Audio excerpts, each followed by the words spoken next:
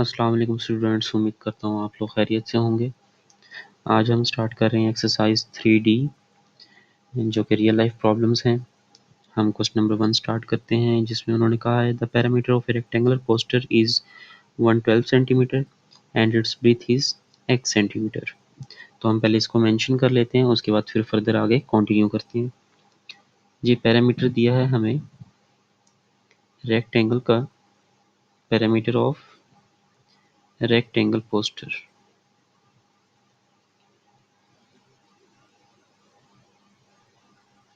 वो है 112 सेंटीमीटर, और जो ब्रीथ दी है हमें वो दी है इन्होंने x सेंटीमीटर। मेंशन किया हुआ है ना, ये पैरामीटर है और ये ब्रीथ है, ठीक है।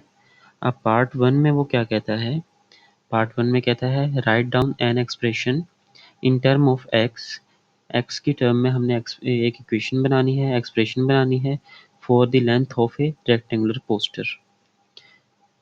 लेंथ के लिए हमने एक एक्सप्रेशन बनानी है।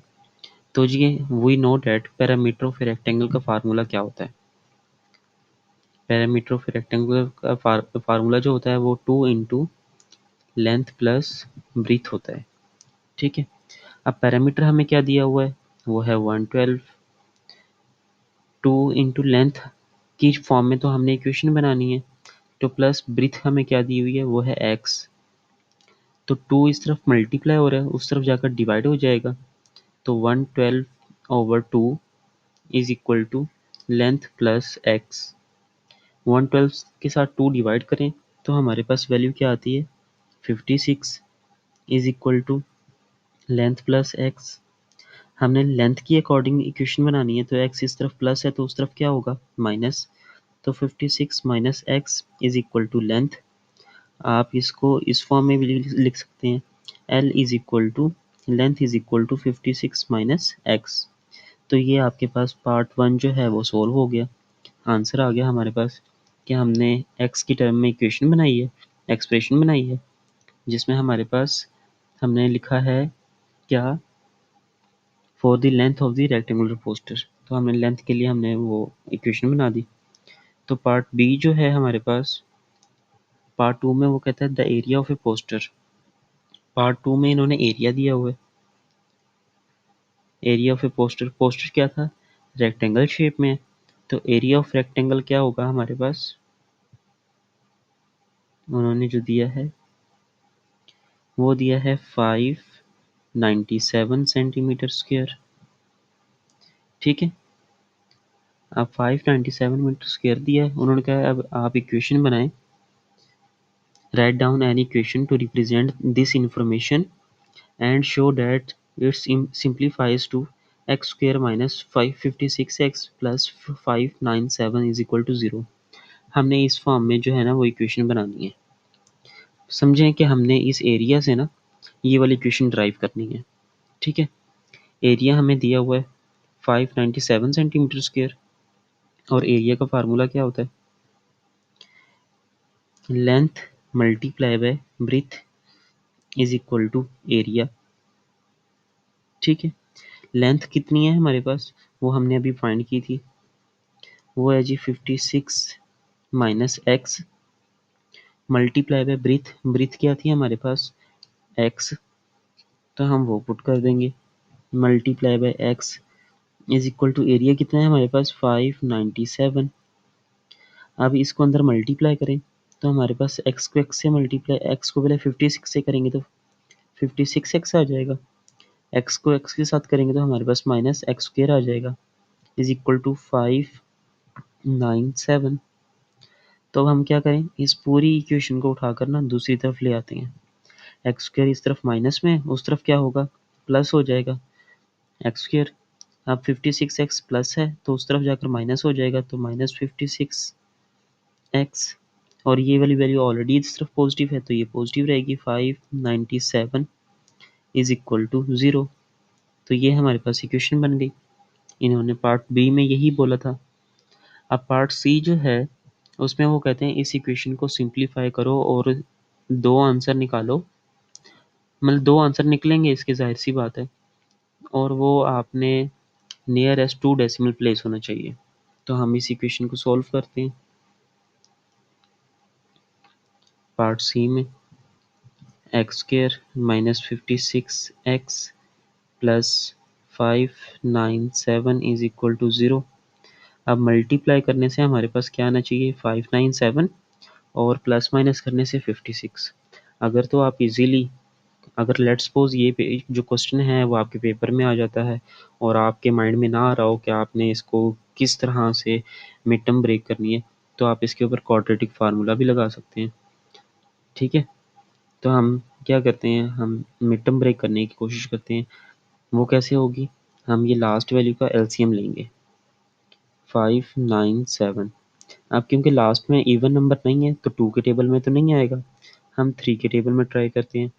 तो 3 वन सा 3, यहाँ से 2 इस तरफ कैरी हो जाएगा, तो 3 9 द 27, 2 इस तरफ आ जाएगा तो 3 9 द 27।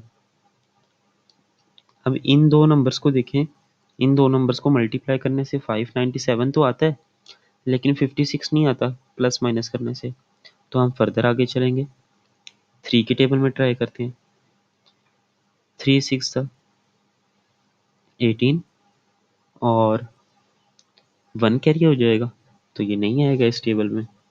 तो इसके अलावा फिर क्या टेबल हो सकता है,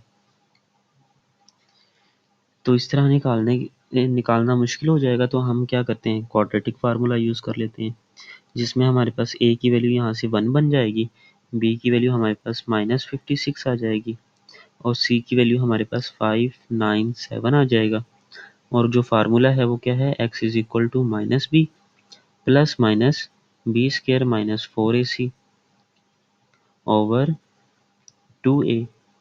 इसमें हम पुट कर देते हैं माइनस और ये वाली वैल्यू -56, फिर प्लस माइनस अंडर रूट -56 का स्क्वायर आ जाएगा और फिर -4, ए की वैल्यू 1 है, सी की वैल्यू क्या है 597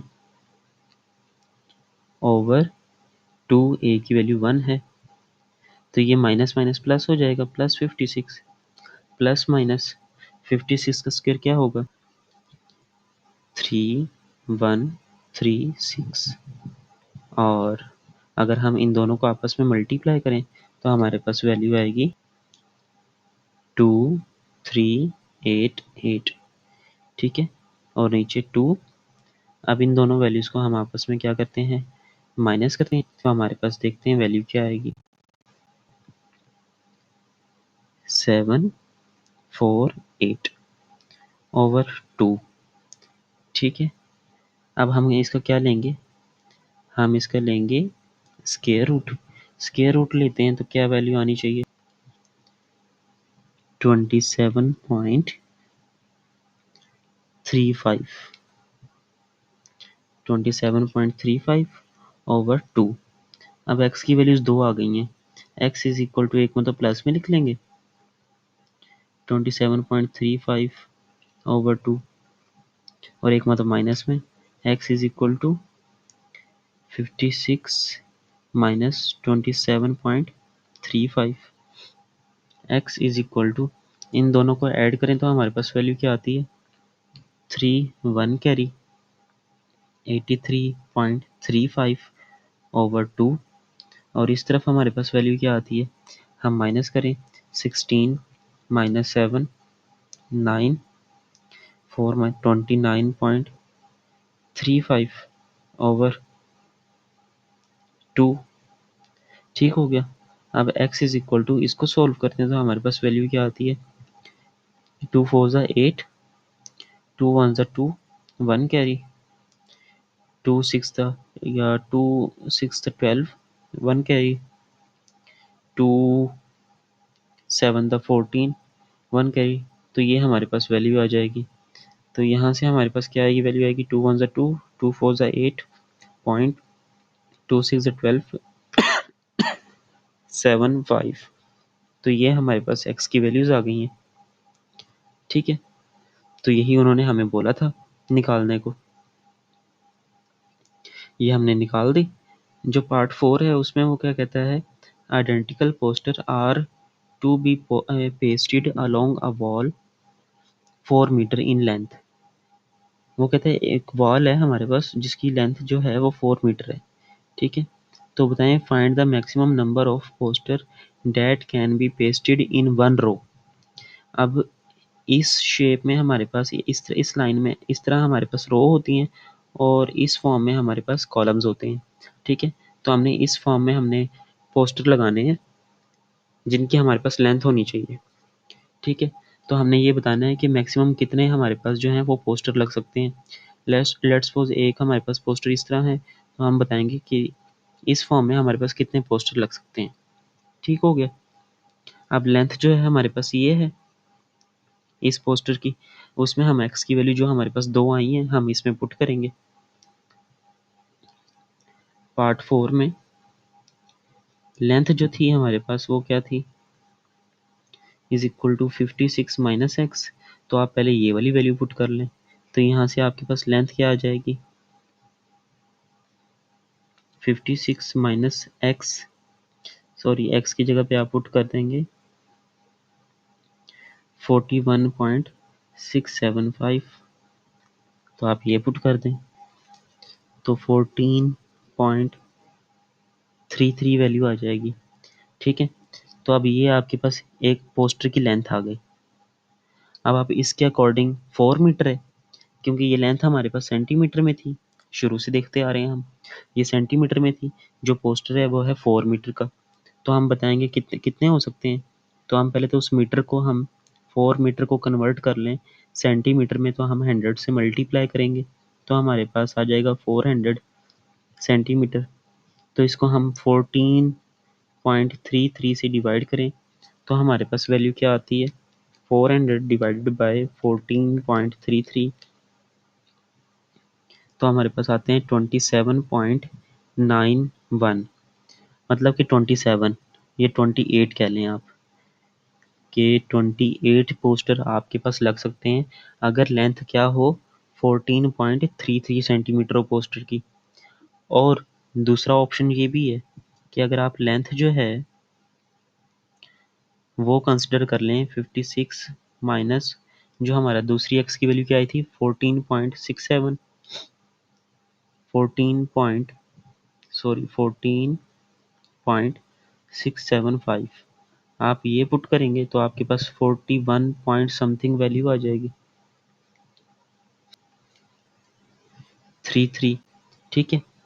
तो अब आप क्या करें, आप वही 400 को डिवाइड कर दें 41.33 से, तो आपके पास ये राउंड अबाउट कोई वैल्यू आ जाएगी 9। तो मतलब कि अगर आपके पास जो लेंथ है पोस्टर की वो 41 सेंटीमीटर की हो तो आपके पोस्टर कितने आएंगे 9, ठीक है। तो आपका ये आंसर भी बन सकता है, ये आंसर भी बन सकता है, तो दोनों आपके आंसर ठीक हैं। तो अब चलते हैं हम क्वेश्चन नंबर 2 की तरफ। क्वेश्चन नंबर 2 में बेटा उन्होंने हमें दिया है there are 2 printers in a library. 2 printers हैं हमारे पास लाइब्रेरी में। जो प्रिंटर ए है वो प्रिंट करता है 60 पेजेस एवरी एक्स मिनट। तो मैंने उसको लिखा हुआ है यहाँ पे कि हमारे पास जो है प्रिंटर ए जो है वो प्रिंट करता है 60 pages in every x minute. और वो पार्ट 1 में कहता है कि write down an expression in term of x for the number of pages printed by printer A in 1 minute. अगर वो एक्स मिनट में 60 पेजेस करता है तो 1 मिनट में कितने करेगा, तो हम एक्स को सिर्फ डिवाइड कर देंगे तो हमारे पास 1 मिनट की वैल्यू आ जाएगी कि वो 1 मिनट में 60 बाई एक्स पेजेस वो प्रिंट करता है, ठीक है। तो सेकंड पार्ट में वो क्या कहता है, प्रिंटर बी जो है वो लेता है 2 मिनट प्रिंटर ए से ज़्यादा लेता है 2 मिनट 60 पेजेस को प्रिंट करने के लिए। तो बताएं जी वो 1 मिनट में कितने करेगा। तो हमने क्या किया कि अगर प्रिंटर बी जो है वो एक्स प्लस 2 मिनट लेता है 60 पेजेस को प्रिंट करने के लिए तो वो 1 मिनट में कितने करेगा। तो जैसे हमने ऊपर एक्स को डिवाइड किया था वैसे ही अब हम इसको भी एक्स प्लस 2 को डिवाइड कर देंगे 60 के साथ, तो वो 1 मिनट में इतने पेजेस प्रिंट करेगा, ठीक है।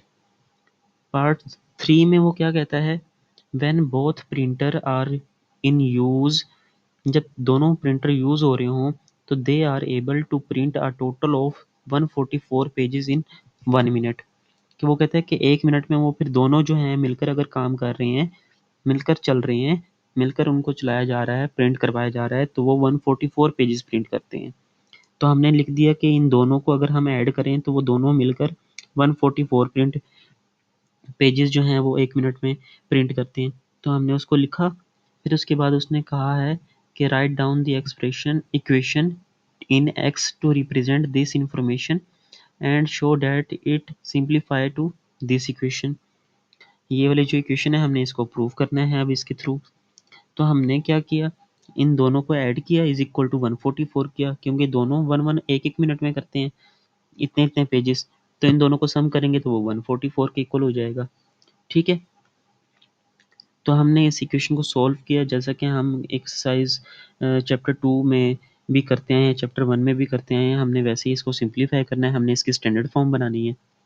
मैंने क्या किया, एम्पायर रूल लगाया, इस एक्स प्लस टू को इस 60 के साथ मल्टीप्लाई किया, इस एक्स को इस 60 के साथ मल्टीप्लाई किया और इन दोनों को आपस में मल्टीप्लाई किया। तो वो नीचे वाले स्टेप में मैंने वैसे ही किया है। ठीक है, फिर मैंने क्या किया, नीचे वाली वैल्यू जो है वो इधर डिवाइड हो रही है, उस तरफ जाकर मल्टीप्लाई हो जाएगी। तो वो नेक्स्ट स्टेप में मैंने उस वैल्यू को उस तरफ 144 के साथ मल्टीप्लाई कर दिया। ठीक हो गया। अब हम क्या करते हैं, ब्रैकेट ओपन करते हैं, 60 को x के साथ मल्टीप्लाई किया तो 60x आ गया, 60 को 2 से किया तो हमारे पास 120 आ गया, और जो साथ में प्लस 60x थी वो वैल्यू वैसे ही रही। नेक्स्ट इज इक्वल टू दूसरी तरफ जो है वो 144 को x से मल्टीप्लाई किया तो 144x रहेगा, ब्रैकेट ओपन करेंगे तो 144 को x के साथ मल्टीप्लाई करेंगे तो वो 144x स्क्वायर हो जाएगा, क्योंकि x यहाँ पे भी था, जब अंदर मल्टीप्लाई हुआ तो वो x स्क्वायर बन जाएगा। फिर 144x को जब हम 2 से करेंगे तो 144 टू द 288 हो जाएगा, और x जो है वो साथ में आ जाएगा। अब हमने क्या किया, इन दोनों को ऐड किया तो हमारे पास 120x बन गया, और 120 जो कांस्टेंट वैल्यू थी वो एज इट इज़ वैसे ही आ गई। ठीक है, नेक्स्ट स्टेप में हमने क्या किया, इन दोनों वैल्यूज़ को उठाकर ना हम दूसरी तरफ ले गए हैं, उस तरफ इन दोनों के साइन चेंज हो जाएंगे, तो इस तरफ हमारे पास 144x वैसे ही रहा, और प्लस 28x टू 88x वैसे ही रहा। अब 120x उस तरफ जाएगा तो माइनस 120x हो जाएगा, और ये प्लस 120 उस तरफ जाएगा तो माइनस 120 हो जाएगा। तो अब इन दोनों को सोल्व करेंगे क्योंकि ये दोनों सेम वेरिएबल्स हैं, इन दोनों को आपस में माइनस किया तो 168x आ गया, और बाकी वैल्यूज एज इट इज वैसे ही आ गई। अब इस पूरी इक्वेशन में से 24 कॉमन आता था, तो 24 को कॉमन लिया हमने, तो हमारे पास ये अंदर वैल्यू बच गई। तो 24 उस तरफ जाकर 0 के साथ डिवाइड हो जाएगा तो ख़त्म हो जाएगा, तो हमारे पास जो इक्वेशन बनेगी वो ये बन जाएगी 6x square plus 7x minus 5। तो इन्होंने हमें जो क्वेश्चन में इक्वेशन दी थी वो भी यही दी थी। ठीक है, पार्ट 4 में वो कहता है इस इक्वेशन को सिंप्लीफाई करो। तो हाँ जी, हम इसको सिंप्लीफाई करते हैं। अब इसको सिंप्लीफाई हम क्वाड्रेटिक फार्मूले से करेंगे। ठीक है, क्वाड्रेटिक फार्मूले के अकॉर्डिंग हमने a की वैल्यू 6 बनाई, b की वैल्यू 7 है, c की वैल्यू -5 है। तो फार्मूले के अंदर पुट किया हमने, तो हमारे पास सिंप्लीफाई करने के बाद x की वैल्यू जो है वो हमारे पास आ गई, एक आई 0.5 मिनट, एक x की वैल्यू आई -1.67 मिनट। अब माइनस में तो टाइम होता नहीं है, तो हम ये वाली वैल्यू पिक करेंगे। ठीक है, कि हमारे पास x की जो वैल्यू है वो क्या है, 0.5 मिनट, मतलब हाफ मिनट, 30 सेकेंड। कि जो प्रिंटर ए जो है वो 30 सेकंड में 60 पेजेस प्रिंट करता है, और अगर प्रिंटर बी की बात की जाए तो प्रिंटर बी में हम 2 प्लस 0.5 करें तो 2.5 मिनट में वो 60 पेजेस प्रिंट करता है। ठीक है, तो लास्ट पार्ट में वो क्या कहता है, कहाँ है जी हमारा लास्ट पार्ट, लास्ट पार्ट में वो कहता है find the time taken by printer B to print 144 pages. के जो प्रिंटर बी जो है वो 144 पेजेस को प्रिंट करने में कितना टाइम लेगा। तो पहले तो हमने बता दिया उसको कि वो 60 पेजेस को प्रिंट करने के लिए 2.5 मिनट लेता है। ठीक है, तो अगर एक पेज को प्रिंट करना हो तो वो कितने मिनट लेगा, तो 2.5 के साथ हमने 60 को डिवाइड कर दिया। पहले हम क्या कर रहे थे कि पहले वो लेट्स सपोज कि वो 2.5 मिनट में वो 60 पेजेस प्रिंट करता है, तो 1 मिनट में कितने करेगा, तो हम 2.5 को हम उसके साथ डिवाइड कर देते थे, 1 इज इक्वल टू 60/2.5। ठीक है, तो अब हमने यहाँ पे पेजेस के बारे में बताना है। तो अगर वो 60 पेजेस 2.5 मिनट में प्रिंट करता है तो एक पेज कितने मिनट में करेगा, तो हम 2.5 के साथ क्या करेंगे, 60 को डिवाइड कर देंगे, जो कि हमने कर दिया। ठीक है, इतने मिनट लेगा एक पेज को प्रिंट करने के लिए। अब उसने कहा है कि 144 का बताएं, तो हम 144 को इसके साथ मल्टीप्लाई करवा देंगे। तो 2.5 डिवाइड बाय 60 मल्टीप्लाई बाय 144, जब इससे मल्टीप्लाई करवाया और सिंप्लीफाई किया तो हमारे पास आया 66 मिनट, कि वो 144 पेजेस को 6 मिनट में क्या करेगा, प्रिंट करेगा। ठीक है बेटा, तो हमारा ये वाला जो पार्ट है, ये वाला जो क्वेश्चन है, ये हमारा यहीं पे कंप्लीट होता है। तो अब हम चलते हैं क्वेश्चन नंबर 3 की तरफ। क्वेश्चन नंबर 3 है बेटा हमारे पास, जिसमें वो कहता है कि rice from brand A cost $X पर केजी, कि हमारे पास जो $X जो है वो 1 केजी की वैल्यू है। ठीक है, a food catering company spent $600 on rice in January. कहता है कि एक रेस्टोरेंट है या फूड कैटरिंग कंपनी है जो फूड बनाती है, तो उन्होंने इस ब्रांड ए से जो है $600 के राइस लिए, तो वो $600 के राइस कितने केजी आएंगे। ठीक है, तो पार्ट 1 में उन्होंने हमें कहा है write down an expressions in term of x from the amount of rice, rice की तादाद कितनी होगी, तादाद से मुराद मतलब कितने केजी होगी, that this food catering company orders in January, जो कि फूड कैटरिंग कंपनी ने जनवरी में ऑर्डर किए। तो हमने क्या किया, क्योंकि ब्रांड ए के पास जो थी प्राइस वो पर केजी की $X थी, और जो फूड कैटरिंग कंपनी थी उन्होंने स्पेंड किए $600, तो $X के हिसाब से $600 में कितने केजी आएंगे, क्योंकि $X जो है वो 1 केजी की कीमत है, तो 600 में कितने आएंगे, तो उसके लिए हमने x को डिवाइड कर दिया 600 से। अगर अभी समझ नहीं आई तो उसकी मैं एग्जांपल देता हूँ, कि जैसा कि एक पेंसिल की कीमत जो है वो ₹5 है, तो अब मैं कहता हूँ कि बताइए कि ₹50 में कितनी पेंसिल आएंगी। तो हम क्या करेंगे, हम इस 5 को 50 से डिवाइड कर देंगे, तो 50 से डिवाइड किया तो हमारे पास 10 आ जाएगा, तो इट मीन्स कि 10 पेंसिल आएंगी ₹50 में। तो यही वो बात कर रहा है कि अगर $X की कीमत जो है वो 1 केजी की कीमत $X है, तो 600 में बताएं कि कितनी आएंगी। तो वो हमने बता दिया पार्ट ए में, कि अमाउंट ऑफ राइस जो है इन जनवरी वो 600 डिवाइडेड बाय एक्स होगी। ठीक है, हम यहाँ पे केजी भी मेंशन कर देते हैं कि इतने केजी होगी। अब पार्ट बी के लिए उन्होंने यहाँ पे मेंशन किया है कि in Feb the food catering company decided to buy a rice from brand B. अब वो जो रेस्टोरेंट है उन्होंने अब डिसाइड किया कि चलें अब हम किसी और रेस्टोरेंट वो जो है कंपनी से हम वो राइस लेते हैं। ठीक है, जब वो दूसरी कंपनी के पास गए तो उनके पास जो वो राइस थे वो $0.4 सस्ते थे। जैसा कि अभी हमने बात की कि जो ब्रांड ए था वो पेंसिल जो है वो ₹5 की दे रहा था। ठीक है, अब जो ब्रांड बी है वो 4 की दे रहा है, एक वो ही पेंसिल कितने की दे रहा है, ₹4 की। तो अब वो कहता है इसमें, अब वो क्या कहता है, वो कहता है given that the amount company still spend $600 on rice in Feb, और इक्वेशन बनानी है। अब वो कहता है कि अब भी उसने वही ₹50 से बताइए कि हाँ भी वो कितनी पेंसिलें आएंगी। तो हम अगेन यहाँ पे 4 को डिवाइड कर देंगे 50 के साथ। तो अगर हम चेक करें तो यहाँ पे हमारे पास क्या आएगी, 1 2 पॉइंट समथिंग, मतलब कि अब यहाँ पे तादाद ज़्यादा हो गई है। ठीक है, लेकिन इक्वेशन जो हमने बनानी है वो सेम वैसे ही बनानी है, कि यहाँ पे ये देखो मैंने आपको इक्वेशन बनाकर दिखाई हुई है कि इन फेब में the price of per kg of rice from brand B is कितनी हो गई, X-04, क्योंकि उसने यही बताया था कि ब्रांड ए जो था हमारे पास उसकी अमाउंट थी एक्स, तो उससे लेस है, कम है पैसे कितने, $0.X4। कहाँ पे बताया हुआ है उसने, यहाँ पे बताया हुआ है, $0.4 कम थे, तो हमने यहाँ पे मेंशन कर दिया कि ब्रांड बी की जो प्राइस है वो $X-0.4 है 1 केजी की। तो अगर 600 में बताना है कि कितने होंगे तो हम X-04 को डिवाइड कर देंगे, तो ये इतने केजी हमारे पास वैल्यू आ जाएगी। क्लियर। अब पार्ट सी में उसने कहा है if the difference in the amount of rice order is 45 kg, कि लेट्स सपोज इसकी अमाउंट फर्ज कर लेते हैं, हम फर्ज कर रहे हैं कि 100 kg आती है, ठीक है, 100 kg आई और इसकी आती है 145 kg। तो इन दोनों का जो डिफरेंस है वो कितना है, 45 का। अब वो 45 कैसे आया, हमने 145 को माइनस किया 100 के साथ, तो हमारे पास वैल्यू क्या आ गई, 45।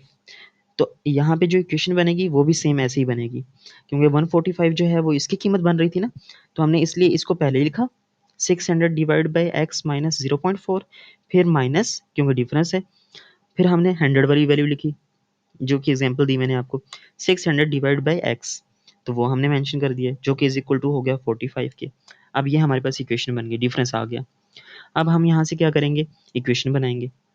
अब इक्वेशन कैसे बनेगी, हमने यहाँ पे एम्पायर रूल लगाया कि इस एक्स को हमने इस 600 के साथ मल्टीप्लाई किया और इसको इसके साथ मल्टीप्लाई किया और नीचे वाली वैल्यूज को दोनों को आपस में मल्टीप्लाई करवाया। अब नीचे वाले में चेक करें, एक्स को 600 से किया तो ये हमारे पास 600 एक्स आ गया और फिर इस वाली वैल्यू को हमने जब इससे साथ मल्टीप्लाई करवाया तो ये वाली वैल्यू आ गई, ठीक है। और नीचे वालों को आपस में मल्टीप्लाई करवा दिया, वो हमने नीचे आपस में मल्टीप्लाई करवा दिया और इज इक्वल टू 45 वैसे ही रहा। अब नेक्स्ट स्टेप में क्या किया हमने, ये वाली जो ब्रैकेट थी उसको ओपन किया, 600 एक्स एज इट इज वैसे ही। अब इस ब्रैकेट को ओपन किया हमने तो 600 को एक्स से मल्टीप्लाई किया तो 600 एक्स आ गया, माइनस का साइन था तो वो माइनस वैसे ही रहा। फिर 600 को हमने माइनस ये 0.4 से मल्टीप्लाई किया तो हमारे पास 240 आ गया। यहाँ पे तो माइनस का साइन था, यहाँ प्लस कैसे आ गया, क्योंकि बेटा हमने ब्रैकेट ओपन की ना, तो ब्रैकेट के बाहर माइनस का साइन भी थे मौजूद, तो वो माइनस का साइन जब अंदर वाले माइनस से मल्टीप्लाई हुआ तो वो प्लस हो गया, ठीक है।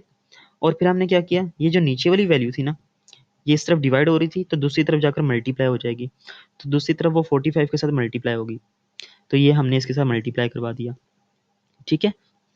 अब यहाँ पे 600 माइनस 600, तो ये दोनों दोनों कैंसिल हो जाएंगे, जीरो हो जाएगा, तो जस्ट यहाँ पे 240 रह जाएगा, तो वो हमारे पास 240 आ गया।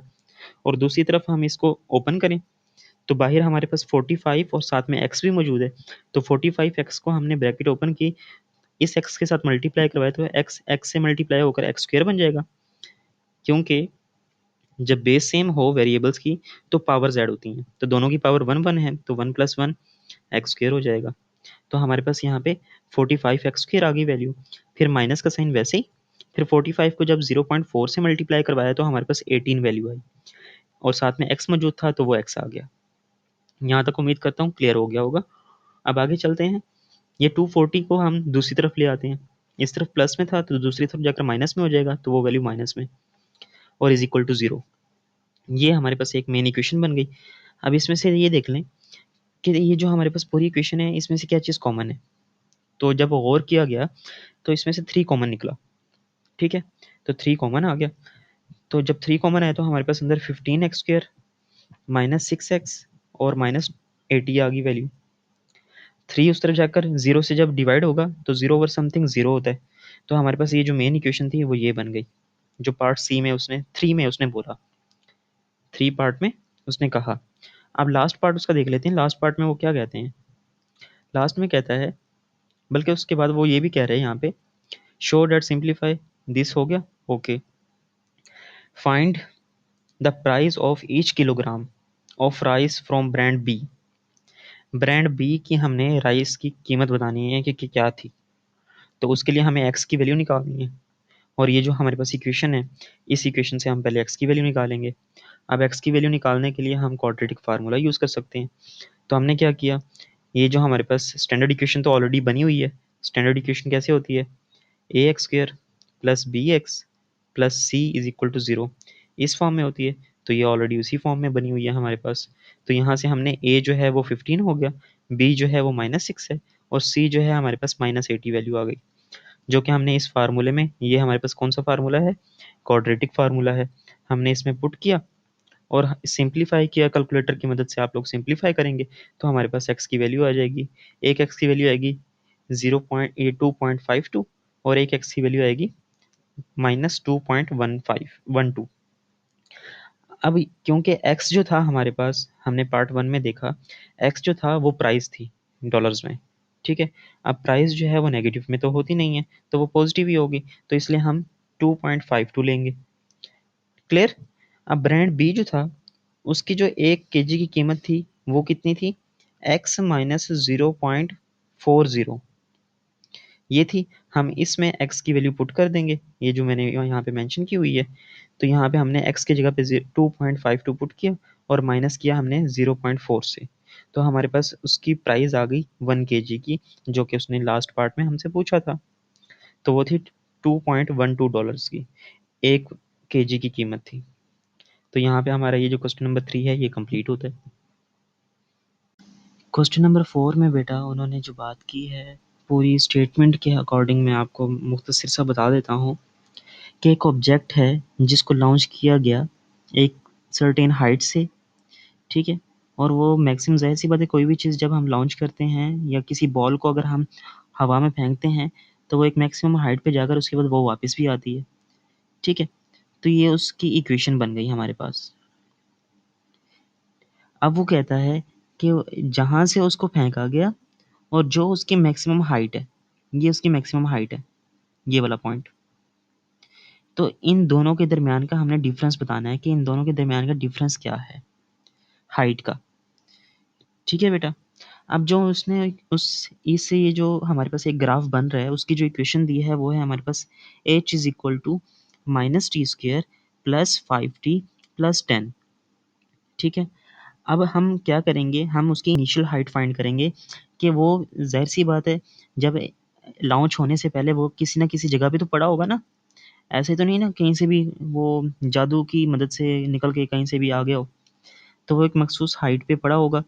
अब जिस हाइट पे पड़ा है तो वहाँ से तो अभी टाइम स्टार्ट ही नहीं हुआ, तो इट मीन्स कि वहाँ पे तो टाइम ज़ीरो होगा। तो पहले हम क्या करेंगे, इस इक्वेशन में हमने टाइम को ज़ीरो किया at t is equal to zero. जब हमने टाइम ज़ीरो किया तो हमारे पास हाइट आ जाएगी, इस इक्वेशन में टी की जगह पे ज़ीरो पुट किया तो हमारे पास हाइट आ गई 10 मीटर। अब ये जो हाइट आई है ये वो हाइट आई है कि जहाँ पे वो अभी लॉन्च होने से पहले वो जिस हाइट पे पड़ा था ऑब्जेक्ट, ठीक है। वो ये ऑब्जेक्ट है, ये जो मेंशन कर रहा हूँ आपको, ये वो ऑब्जेक्ट है, ये उसकी हाइट है। अब इस हाइट से ये जो इसकी मैक्सिमम हाइट होगी ना, इसके दरमियान का डिफरेंस निकालना है। अब वो जो मैक्सिमम हाइट है वो निकालने के दो मेथड हैं। एक तो ये मेथड जो मैंने आपको यहाँ पे सॉल्व करवाया हुआ है, और एक और मेथड है। पहले हम चलें इस मेथड से देखते हैं, फिर उसके बाद दूसरा मेथड आपको करवाऊंगा। अच्छा जी, इसमें हमने क्या किया है, कैलकुलेट द मैक्सिमम हाइट। अब मैक्सिमम हाइट फाइंड करने के लिए भी हमारे पास टी का होना ज़रूरी है कि जी इस मैक्सिमम हाइट पे टी की जो भी वैल्यू होगी, टाइम जितना भी गुजरा होगा, वो हम इस इक्वेशन में पुट करेंगे तो हमारे पास हाइट आ जाएगी। जैसा कि हमने अभी इनिशियल हाइट निकाली है कि उस वक्त तो टाइम ज़ीरो था, तो ज़ीरो पुट किया तो हमारे पास हाइट आ गई। अब इस पॉइंट पे टाइम क्या होगा, तो वो हम फाइंड करेंगे किसकी मदद से, हम इस इक्वेशन पे कंप्लीटिंग स्क्वायर वाला फार्मूला यूज़ करेंगे। वो आपने चैप्टर 2 में किया है, आई थिंक, बल्कि चैप्टर 3 में आपने किया है कंप्लीटिंग स्क्वायर। तो हम अब क्या करेंगे, इस इक्वेशन पे कंप्लीटिंग स्क्वायर लगाएंगे। माइनस को हमने पहले कॉमन ले लिया, माइनस कॉमन आया तो अंदर वाली वैल्यूज़ के जो साइन है वो चेंज हो जाएंगे। जो प्लस था वो माइनस हो गया, जो प्लस ये वाला भी प्लस था वो भी माइनस हो गया, ठीक है। ये इक्वेशन बन गई। अब इसमें हम इस वाली वैल्यू के ऊपर ना कंप्लीटिंग स्क्वायर बनाएंगे। उसके लिए क्या करेंगे, कंप्लीटिंग स्क्वायर के लिए मतलब फार्मूला हमने कंप्लीट करना है यहाँ पे, ए स्क्वायर माइनस 2ab और प्लस बी स्क्वायर, ये वाला फार्मूला कंप्लीट करेंगे इसके ऊपर। तो जी टी जो है, टी स्क्वायर जो है वो हमने ए स्क्वायर कंसिडर कर लिया, ठीक है। उसके बाद आता है -2ab। अब -2 फार्मूले वाला आ गया, और ये टी जो है वो जाहिर सी बात है ए स्क्वायर में से हमने ए को टी कंसिडर किया है तो वो ए की जगह पे आ गया। अब जो बी है, बी क्या होगा, हमने यहाँ पे 5 बनाना है ना, तो हम 2 के साथ ऐसी कौन सी वैल्यू है जो हम पुट मल्टीप्लाई करें तो हमारे पास वो बी की वैल्यू आ जाए। तो हमारे पास क्या करेंगे, 2.5 आई। अब वो कैसे आई, हमने इस 5 को मल्टीप्लाई करवाया 1/2 के साथ। जब 1/2 के साथ मल्टीप्लाई करवाया तो हमारे पास वैल्यू आई 2.5, ठीक है। 1/2 को 1/2 को मल्टीप्लाई करवाने का मकसद ये है कि 5 को 1 से मल्टीप्लाई किया तो 5 आया और नीचे 2। अब इसको सोल्व करेंगे तो हमारे पास क्या आएगी वैल्यू, 2.5, ठीक है। तो हमारे पास बी की वैल्यू 2.5 आ गई। फिर हमने क्या किया, अब हमें पता चल गया बी की वैल्यू 2.5 है, तो वो यहाँ तक तो क्लियर हो गया। अब बी स्क्वायर हमने लेकर आना है, तो बी स्क्वायर लाने के लिए हमने 2.5 के स्क्वायर को हमने ऐड भी करवाया और साथ में माइनस भी करवाया, क्योंकि मैथ्स में अगर हम खुद से कोई भी वैल्यू को अगर ऐड करवाते हैं तो साथ में माइनस भी करवाना होता है, तो हमने माइनस भी करवाया साथ में। ठीक है, और लास्ट वाली वैल्यू हमारे पास वैसे ही -10 आ गई। अब यहाँ से लेकर यहाँ तक की जो इक्वेशन है ये हमारा फार्मूला बन गया, a square minus 2ab plus b square. अब ये फार्मूला है a माइनस बी का होल स्क्वायर, तो वो हमने मेंशन कर दिया नीचे, t माइनस 2.5 का होल स्क्वायर, और जो बाकी रिमेनिंग वैल्यू थी वो मैंने आपके सामने नीचे लिख दी है। 2.5 का स्क्वायर जो है वो 6.25 आ गया और -10 एज इट इज़ वैसे। ठीक है, अब ये जो हमने कंप्लीटिंग स्क्वायर लिया है ये हमारे पास समझें कि t की वैल्यू आ गई है। ठीक है, ये जो आपका कंप्लीटिंग स्क्वायर बनेगा ना वो आपकी मैक्सिमम हाइट की वो पॉइंट आ जाता है, वो टाइम आ जाता है आपका। तो ये t माइनस 2.5 जो है ये हमने यहाँ से इक्वेशन बाहर ली, इज इक्वल टू 0 बनाया, तो यहाँ से हमारे पास t की वैल्यू आ गई क्या, 2.5, मतलब कि टाइम जो उसको लगा वो 2.5 लगा। उम्मीद है कि ये वाली चीज़ भी आपको समझ आ रही होगी कि जब हमने किसी भी मैक्सिमम हाइट का टाइम निकालना है ना तो हम वो कंप्लीटिंग स्क्वायर की मदद से भी निकाल सकते हैं। ठीक है, तो अब हमारे पास टाइम जो है वो 2.5 आया, हमने इस इक्वेशन में पुट किया, इस इक्वेशन में पुट करके हमारे पास वो हाइट आ गई कितनी, 16.25। यहाँ तक समझ आ गया होगा कि हमने मैक्सिमम हाइट कैसे निकाली, पहले टी निकाला, उसको इस इक्वेशन में पुट किया और हमारे पास ये हाइट आ गई जो कि है हमारी मैक्सिमम हाइट। अब दूसरी चीज़, दूसरी वैल्यू हम कैसे निकालेंगे, दूसरे तरीके से मेथड, दूसरा जो मेथड है हमारा वो कैसे है उसको हम डिस्कस करते हैं। हम बनाएंगे ग्राफ। ठीक है, हमने बना लिया ग्राफ, यहाँ पे हमारे पास क्या आ गया, यहाँ पे टाइम आ जाएगा, इंडिपेंडेंट वेरिएबल आ जाएगा और यहाँ पे डिपेंडेंट वेरिएबल आ जाएगा। ठीक है, यहाँ पे 0 1 2 3 4 5 6 7 8, ये जो ग्राफ है ये बस मैं आपको समझाने के लिए कर रहा हूँ, बना रहा हूँ, अदरवाइज ज़रूरत नहीं है, आप एक्यूरेट बनाएंगे। 15 20 25। अब अगर हम देखें तो 0 पे तो हमारे पास इस इक्वेशन की मदद से चलें, ये जो हमारे पास इक्वेशन थी क्या, ये वाली। अब इस इक्वेशन में जब हम 0 पुट करते हैं तो हाइट हमारे पास क्या आती है, 10, तो 0 पुट करने पे हमारा स्टार्ट ही यहाँ से होता है, फर्स्ट पॉइंट हमारे पास ये आ जाता है।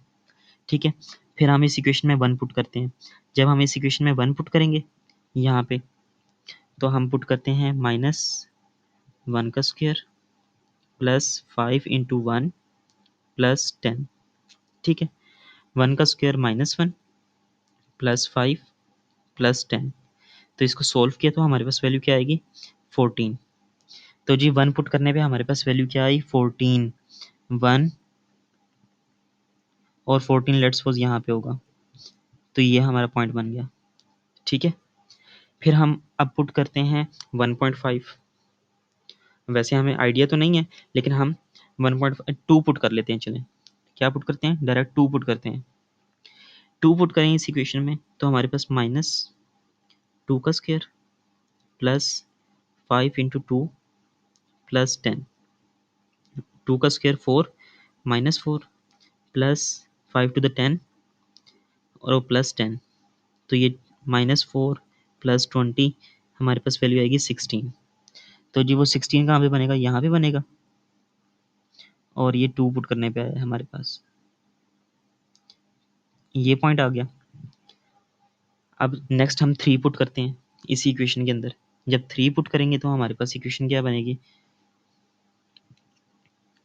माइनस इंटू 3 का स्क्वायर प्लस 5 इंटू 3 प्लस 10, ये हमारे पास -9 हो जाएगा, प्लस 5 3 दा 15 प्लस 10, तो -9 प्लस हमारे पास ये वैल्यू क्या आएगी, ये 15 प्लस 25, और ये भी हमारे पास वैल्यू आएगी 16 के। 3 पुट करने पे हमारे पास यही वैल्यू आई 16 वाली, ये 16 आ गई। हमने मैक्सिमम हाइट चेक करनी है ना, जाहिर सी बात है ये जो कर्व जहाँ पे आपके पास बनेगा ना वो आपकी मैक्सिमम हाइट होगी। अब हम 4 पुट करते हैं। अभी तक हमें फील नहीं हुआ कि मैक्सिमम हाइट क्या बनेगी।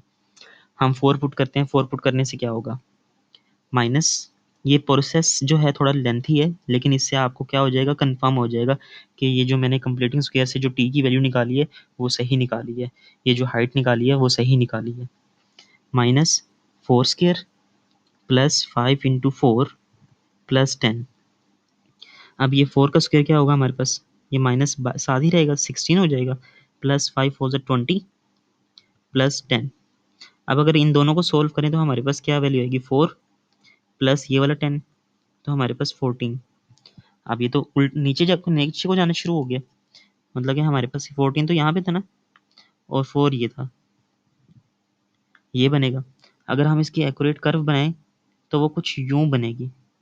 अब ये 16 से थोड़ा सा ऊपर है ना, तो ये जो थोड़ा सा ऊपर कर्व गया है ना, तो यही पॉइंट हमारे पास जो है ना, अगर हम इसको एक्यूरेट नीचे को लेकर आए तो देखें 2 और 3 का जो हाफ बनता है वो 2.5 बनता है। तो इट मीन्स कि हमने टी की जो वैल्यू थी वो 2.5 सही निकाली थी, और इस पॉइंट पे जो हमारे पास एच हाइट बनती है वो 16.25 बनती है, क्योंकि इस लाइन पे हमारे पास 16 था, तो ये स्मॉल बॉक्सेस ऊपर जाएंगे तो हमारे पास यहाँ पे एक्यूरेट वैल्यू निकल आएगी 16.25। तो आप ये ग्राफ की मदद से भी कंफर्म कर सकते हैं, और ये कंप्लीटिंग स्क्वायर की मदद से भी आप ये हाइट निकाल सकते हो। तो चलें जी, अब वापस आते हैं हम अपने क्वेश्चन के ऊपर। हमने इनिशियल वैल्यू भी निकाल ली, इनिशियल हाइट भी निकाल ली थी, वो थी हमारे पास 10 मीटर, ठीक है, और हाइट जो थी हमारे पास वो थी 16.25। हमने मैक्सिमम हाइट से हमने इनिशियल हाइट को माइनस किया, मैक्सिमम माइनस इनिशियल, 16.25 से हमने 10 को माइनस किया, तो हमारे पास वैल्यू क्या आ गई, 6.25, जो कि उन्होंने पूछी थी, और यही हमारा आंसर है। उम्मीद करता हूँ ये वाला स्टेटमेंट जो है क्वेश्चन नंबर 4 की आपको समझ आई होगी। तो अब चलते हैं हम क्वेश्चन नंबर 5 की तरफ। अच्छा बेटा, हमारे पास अब यहाँ क्वेश्चन नंबर 5 है। क्वेश्चन नंबर 5 में हमारे पास एक पिरामिड है। अब पिरामिड की जो शेप है ना वो कुछ इस फॉर्म में है कि एक, ये हम उसकी ना कुछ थोड़ी हल्की फुल्की शेप ड्रॉ करने की कोशिश करते हैं। इस फॉर्म में आपके पास जो है ना ये पिरामिड है, ठीक है। नीचे से जो है वो स्क्वायर फॉर्म में है। अगर हम स्क्वायर इस शेप में बनाते हैं और पॉइंट यहाँ पे रखें तो पिरामिड कुछ यूं बनेगा हमारे पास ना,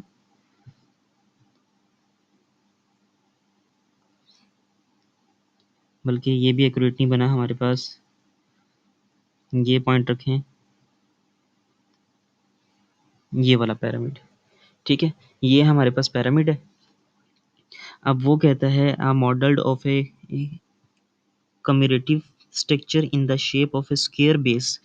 अब ये देखें, इसकी ये जो बेस है वो स्क्वायर शेप में है ना, स्क्वायर बेस हमारे पास pyramid has a scale of 1:100। मतलब कि इसका ये जो 1 सेंटीमीटर है ना, 1 सेंटीमीटर जो है, 1 मीटर जो है वो 100 सेंटीमीटर को शो करवा रहा है, या 1 सेंटीमीटर जो है वो 100 सेंटीमीटर को शो करवा रहा है। इट मीन्स कि ये 1 मीटर का है, सादा लफ्जों में। क्लियर। अब the diagram show that the literal face of the model where A P x+5 centimetre and B C जो है वो हमारे पास 2x सेंटीमीटर का है। अब ये जो हमारे पास डायग्राम है, इस डायग्राम में से हम इसकी जस्ट एक साइड निकाल लें अगर बाहर, तो वो कुछ इस शेप में बनेगी, ठीक है। इस शेप में से हमारे पास ये जो बेस है ना इसकी, वो हमारे पास उसने दी है 2x, जो कि हमने उसको बताया, इसमें इसके नाम दिया हुआ है उसने ए बी और सी का। इसकी ये जो हाइट है वो उसने x+5 दी है, और जो उसकी बेस है वो दी है उसने 2x। ठीक हो गया बेटा। अब ये बेस हमारे पास 2x आ गई, वो मैंने आपको क्वेश्चन में मेंशन किया कि ए पी जो है हमारे पास x+5 आ गया, और बी सी जो है हमारे पास 2x आ गया। उम्मीद करता हूँ यहाँ तक की जो बात है ना वो आपको समझ आई होगी। अब पार्ट 1 में वो कहता है write down an expression in term of x from the total surface area of the model. Total surface area. अब ये जो हमारे पास, हम पहले क्या करेंगे, हमारे पास ये एक शेप से हमारे पास ये क्या बनी हुई है, ट्राइंगल। इसको क्या बोलते हैं, ट्राइंगल। मैं बेटा एक ही बात को बार बार रिपीट इसलिए कर रहा होता हूँ ताकि आप लोगों को अच्छे से समझ आ जाए, ठीक है। तो ये बनी हुई है ट्राइंगल, ट्राइंगल का जो फार्मूला होता है वो क्या होता है, area of A triangle 1/2 base multiply by height. तो बेस भी मौजूद है और हाइट भी मौजूद है, तो हमने वो पुट की, तो हमारे पास एरिया ऑफ ए ट्राइंगल मतलब कि सिर्फ ये उसकी एक साइड का एरिया आ गया, वो आया x इंटू एक्स प्लस 5। ठीक है। अब उसने बात की थी टोटल सरफेस एरिया की। अब इसके टोटल सरफेस एरिया कितने हैं, ये इसकी वन साइड हो गई, ये उसकी बैक साइड वाली सेकंड है, ये इस तरफ वाली थर्ड है और ये वाली फोर्थ है। अब आप कहेंगे ये नीचे वाली भी तो बनती है, नीचे वाली बेटा वो इसकी बेस है, बेस एरिया है। ठीक है, सरफेस एरिया उसका ये ऊपर वाला है। ठीक है, और वो है फोर साइडेड। अब फोर साइडें हैं तो हमने फोर से मल्टीप्लाई करवा दिया इस ट्राइंगल के एरिया को। जब फिर हमारे पास आ जाएगा टोटल सरफेस एरिया, वो हमारे पास वैल्यू क्या आई, 4x² प्लस 20x। ठीक है बेटा, ये था हमारा पार्ट वन। अब पार्ट टू पे चलते हैं। वो कहता है given that the total surface area of the model is 50 centimetre square. अगर ये जो हमने फाइंड किया है ये 50 सेंटीमीटर स्क्वेयर के इक्वल है तो इक्वेशन बनाइए। तो हमने क्या किया, total surface area 50 centimetre square है, तो क्योंकि ये भी टोटल सरफेस एरिया था तो हमने इसको इसके इक्वल रख दिया, तो वो सेकंड स्टेप में हमने इसको इसके इक्वल रख दिया। अब 50 को हम दूसरी तरफ ले गए, इस तरफ प्लस था तो उस तरफ जाकर माइनस हो जाएगा, तो ये हमारे पास इक्वेशन बन गई। यहाँ से कॉमन क्या चीज़ आता है, टू कॉमन आता है, क्योंकि 4 के टेबल में तो 50 नहीं आता, लेकिन 2 के टेबल में 50 आता है, तो हमने 2 को कॉमन लिया यहाँ से। जब 2 कॉमन लिया तो हमारे पास ये इक्वेशन बन गई। अब बेटा मुझे यहाँ पे डाउट है कि यहाँ पे इन्होंने 4 दिया हुआ है, लेकिन मेरे हिसाब से तो यहाँ पे 2 बनना चाहिए था, 2x²। तो इसलिए मैंने 2x² के अकॉर्डिंग ही इक्वेशन को सॉल्व किया है। बाकी मे बी यहाँ पे मिस्टेक हो कोई, अगर मेरी मिस्टेक है तो मुझे ज़रूर कमेंट बॉक्स में आप लोग बताइएगा। ठीक है, चलें जी। हमने जब उसको रिड्यूस किया तो हमारे पास ये इक्वेशन बन गई, और पार्ट टू में उसने यही बात की थी। पार्ट थ्री में उसने कहा है इस इक्वेशन को सॉल्व करो, तो हमने इस इक्वेशन को सॉल्व कर दिया। आप, क्योंकि मैंने जब इसको सॉल्व किया यहाँ पे पार्ट टू में जब इसको रिड्यूस किया तो मेरे पास तो यही इक्वेशन बन रही थी, तो जाहिर से मैंने पार्ट थ्री में इसी इक्वेशन को लेकर चलना है। अब यहाँ पे उन्होंने 4x² के अकॉर्डिंग दी ये इक्वेशन, तो सॉल्व भी इन्होंने 4x के अकॉर्डिंग करनी है। तो चलें हम अपने जो मेरा निकला है आंसर मैं उसी के अकॉर्डिंग चलूँगा। तो मैंने क्या किया, ये स्टैंडर्ड फॉर्म में ऑलरेडी बनी हुई है। स्टैंडर्ड फॉर्म किसे कहते हैं, जो इस फॉर्म में हो ax² plus bx plus c is equal to 0, ये हमारे पास स्टैंडर्ड फॉर्म कहलाती है। तो ये ऑलरेडी उसी तरतीब में है, तो हमने यहाँ से a की वैल्यू निकाली, b की निकाली और c की निकाल ली, और ये जो क्वाड्रेटिक फार्मूला था हमने इसमें पुट कर दिया। जब पुट किया और कैलकुलेटर से हमने इसकी कैलकुलेशंस की, तो हमारे पास x की दो वैल्यूज़ आ गई। एक x की वैल्यू आई 1.8 और एक x की वैल्यू आई -6.83। अब ये जो x है वो क्या है, वो इस डायग्राम में लेंथ है, तो लेंथ तो नेगेटिव नहीं होती, तो लेंथ तो पॉजिटिव होती है, तो इसलिए हम पॉजिटिव वैल्यू लेंगे। तो हमने क्या लिया, x की पॉजिटिव वैल्यू उठाएंगे।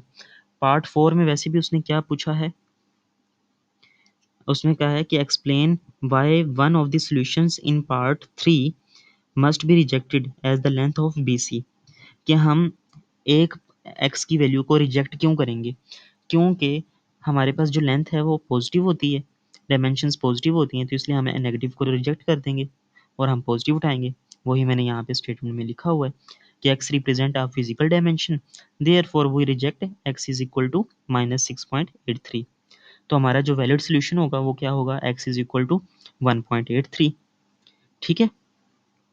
अब इसका जो लास्ट पार्ट है उसमें वो कहते हैं find the actual floor area. Floor area, अब ये नीचे वाला, ये नीचे वाला जो उसका फ्लोर है, floor area that the commutative structure occupy. तो हमने वो एरिया बताना है कि वो एरिया कितना होगा। अब उस एरिया में से ये जो एक साइड थी वो बेस जो थी वो कितनी थी, 2x। अब ये स्क्वायर शेप में है, स्क्वायर का एरिया क्या होता है, एरिया ऑफ स्क्वायर जो है वो क्या होता है, लेंथ मल्टीप्लाई बाय लेंथ। अगर ये लेंथ हमारे पास 2x थी तो सारी लेंथें 2x हैं, तो 2x को मल्टीप्लाई करवाएंगे 2x के साथ तो हमारे पास बन जाएगा 4x स्क्वायर। तो हम क्या करेंगे, हम इसमें 4x स्क्वायर में x की जगह पे हम इसकी जो वैल्यू निकाली है हमने वो पुट कर देंगे। तो चलें जी चलते हैं। अब यहाँ पे हमने क्या किया, base length of A model base length 2x थी, तो हमने x की जगह में पहले x की वैल्यू पुट करवा दी, तो हमारे पास है 3.xx। तो हमने क्या किया, वही 2x मल्टीप्लाई बाय 2x की वैल्यू क्या थी हमारे पास 3.66, उनको आपस में मल्टीप्लाई करवा दिया। ये देखें, मल्टीप्लाई करवाया तो हमारे पास वैल्यू आई 13.40 मीटर स्क्वायर। तो ये बेटा हमारे पास आंसर था। बल्कि एक चीज़ और, यहाँ ये जो हमारे पास वैल्यू थी वो सेंटीमीटर में थी, ठीक है। अगर आप सेंटीमीटर में भी आंसर देना चाहें तो सेंटीमीटर में दे लें। दरअसल उन्होंने हमें क्वेश्चन में ना यहाँ पे ये देखें 1:100 दी हुई है, तो इट मीन्स कि 1 सेंटीमीटर 100 सेंटीमीटर के इक्वल है, तो हमने वो उसको कन्वर्ट कर लिया मीटर के अंदर, ठीक है। तो इसलिए लास्ट वाला जो आंसर है हमने मीटर में दे दिया। क्वेश्चन में भी उसने मीटर स्क्वायर में बोला हुआ था, तो इसलिए हमने मीटर स्क्वायर में आंसर दे दिया। सेंटीमीटर को मीटर में करने के लिए हम 100 से क्या करते हैं, मल्टीप्लाई करते हैं। इस चीज़ का आइडिया है ना, मल्टीप्लाई करते हैं, क्या करते हैं, कुछ नहीं करते, क्योंकि उसने वैसे ही बताया हुआ था हमें कि 1:100 मतलब 1 सेंटीमीटर ऑलरेडी हमारे पास मीटर के ही इक्वल है। इस क्वेश्चन में जस्ट बताया था, अदरवाइज नहीं होता, ठीक है। तो हमने इस के आंसर को मीटर स्क्वायर में मेंशन कर दिया। तो यहाँ पे हमारा क्वेश्चन नंबर 5 जो है वो कंप्लीट होता है। उम्मीद करता हूँ समझ आई होगी। तो हम चलते हैं क्वेश्चन नंबर 6 की तरफ। क्वेश्चन नंबर 6 है बेटा हमारे पास। इसमें उसने जो दिया हुआ है ना, मैं आपको इस जो क्वेश्चन नंबर 6 में पूरी स्टेटमेंट लिखी हुई है ना, मैं आपको उसकी स्टोरी समझा देता हूँ कि ये लेट्स सपोज ये कि हमारे पास पहाड़ है, ठीक है। ये हमारे पास पहाड़ है और उसकी ये जो डिस्टेंस है ना, ये वाला डिस्टेंस जो है वो है टोटल 10 किलोमीटर का। यहाँ से लेकर, ये ज़मीन से लेकर यहाँ तक का जो डिस्टेंस है वो 10 किलोमीटर का है, ठीक है। अब वसीम और यासिर जो हैं वो यहाँ से स्टार्ट करते हैं चलना, क्या कहता है, वो हाइक करना स्टार्ट करते हैं। और टाइम क्या है इस वक्त, सुबह के बजे हुए हैं 8। सुबह 8 बजे वो निकलते हैं, ठीक है। और 10 किलोमीटर का फासला तय करने के लिए चल पड़ते हैं। अब दोनों चले हैं 10 किलोमीटर का फासला तय करने के लिए। अब दोनों की जो स्पीड है वो है x किलोमीटर पर आवर। उनकी जो स्पीड है यहाँ से चलने की वो x किलोमीटर है। ये समझें वसीम है, ये है यासिर। अब ये दोनों चल रहे हैं, तो 2 किलोमीटर के बाद 2 किलोमीटर का फासला तय हुआ। तो यहाँ पे वसीम साहब जो हैं उनके अंदर एनर्जी ज़्यादा आ गई। उन्होंने पता नहीं केले खा लिए हैं, क्या खा लिए हैं, तो उनकी एनर्जी ज़्यादा हो गई और उनकी स्पीड जो है ना वो 1 किलोमीटर पर आवर के हिसाब से इंक्रीज़ हो गई, ठीक है। लेट्स सपोज पहले उसकी स्पीड थी 2 किलोमीटर पर आवर, अब 1 किलोमीटर पर आवर की स्पीड और इंक्रीज़ हो गई, मतलब अब 3 किलोमीटर की पर आवर की स्पीड से वो चलना शुरू हो गया। अब इस लिहाज से तो यासिर पीछे रह जाएगा फिर, ठीक है। तो ये समझ आएगी आपको। फिर आगे वो चलते हैं, तो जी वो कहता है, उसने यहाँ पे मेंशन कर दिया कि x+1, कि यासिर की जो स्पीड है वो अब x+1 हो गई है। अब वो यहाँ से लेकर यहाँ तक की जो उसकी स्पीड रहेगी ना, यहाँ तक तो x रही दोनों की स्पीड। अब यहाँ से लेकर यहाँ तक वसीम की जो स्पीड हुई वो x+1 हुई, लेकिन जो यासिर है उसकी ये जो टोटल स्पीड रही वो x की स्पीड से ही वो चला। समझ आई? ये पिछली भी गई। चलो दोबारा शुरू करें। 10 किलोमीटर उसका डिस्टेंस है पहाड़ी का, ठीक है। यासिर और वसीम दोनों घर से निकले सुबह 8 बजे। वो इस पे चलना शुरू हुए, दोनों की स्पीड x थी। तो 2 किलोमीटर का फासला तय किया दोनों ने मिलके। तो 2 किलोमीटर के बाद जो वसीम साहब थे उनमें एनर्जी आ गई, वो फ्लैश की स्पीड हो गई उनकी, और उन्होंने क्या किया, अपनी स्पीड इंक्रीज़ की। तो अब उनकी स्पीड हो गई x+1, ठीक है। अब उन्होंने बाकी का जो फासला था यहाँ से यहाँ तक का 2 किलोमीटर हो गया, और बाकी जो था 8 किलोमीटर वो उसने x+1 की स्पीड से फासला तय किया, ठीक है। लेकिन जो वो यासिर साहब थे वो मासूम से बंदे थे, वो थके हुए थे, कमज़ोर थे, तो उन्होंने x की स्पीड से ही ये टोटल डिस्टेंस तय किया। क्लियर हो गई यहाँ तक बात? अब वो आते हैं, हम आते हैं पार्ट 1 में।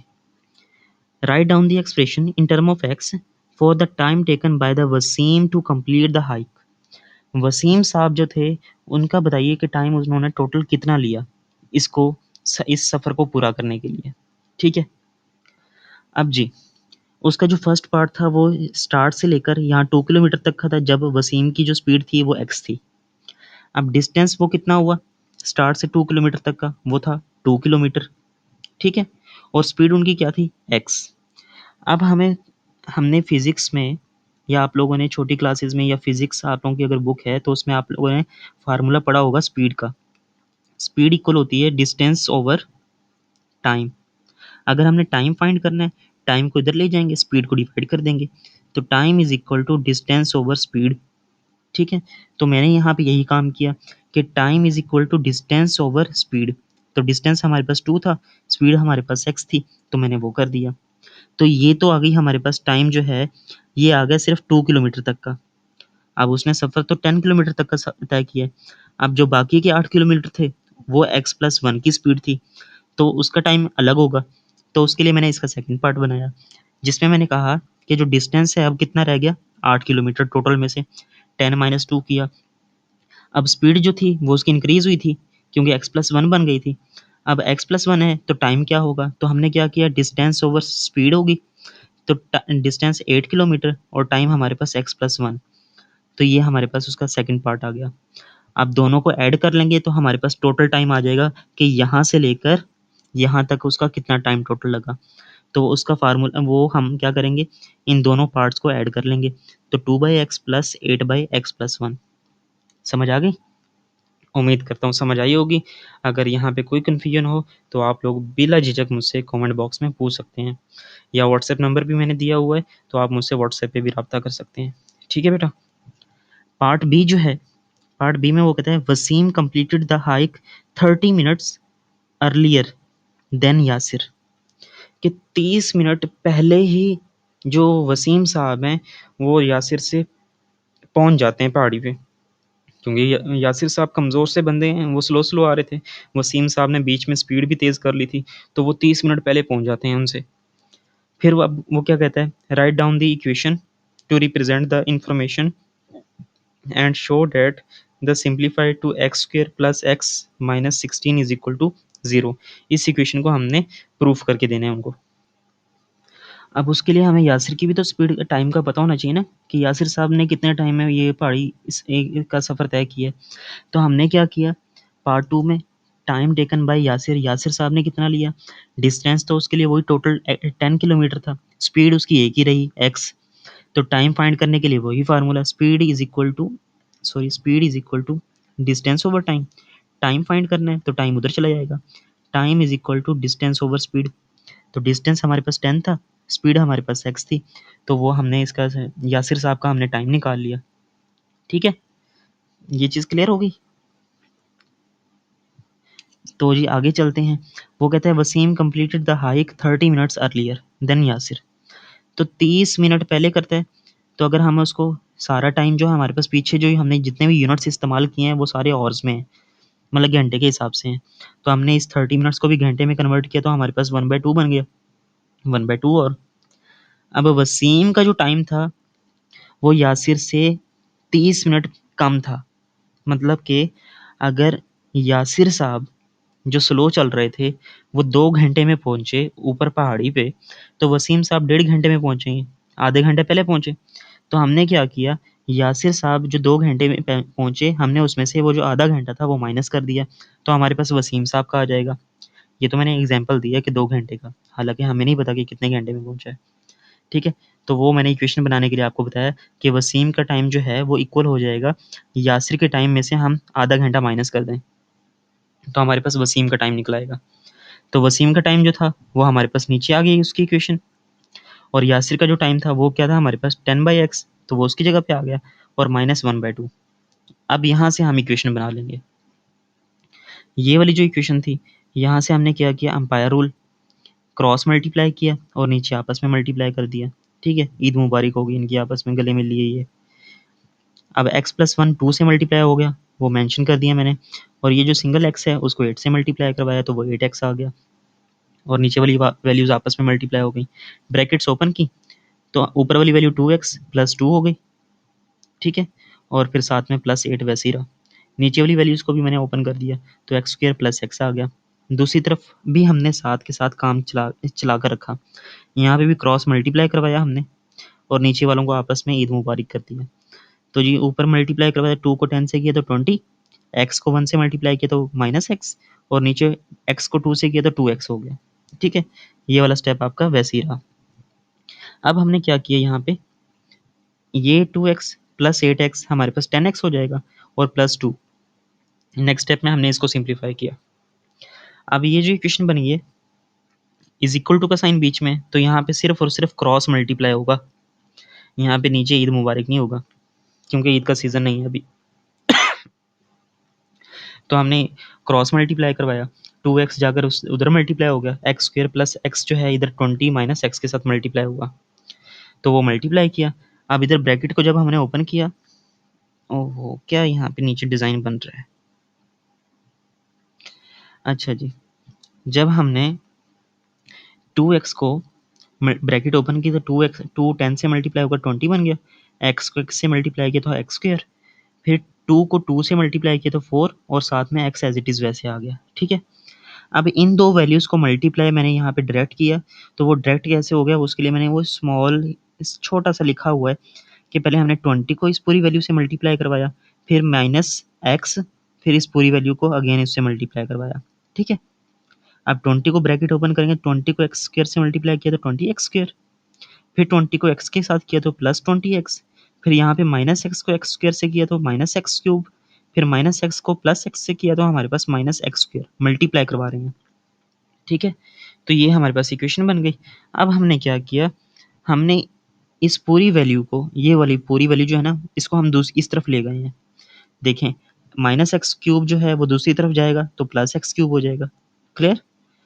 अब 20x स्क्वायर ये वाला जो है ये ऑलरेडी मैंने यहाँ पे मेंशन कर दिया, फिर ये -20x स्क्वायर उस तरफ जाएगा तो ये नीचे आ गया, फिर नेक्स्ट स्टेप में x -x स्क्वायर उस तरफ जाएगा तो ये +x स्क्वायर हो गया, फिर ये वाला जो 4x है ये वैसे ही रहा, फिर ये +20x जो है ये उस तरफ जाकर -20x हो गया।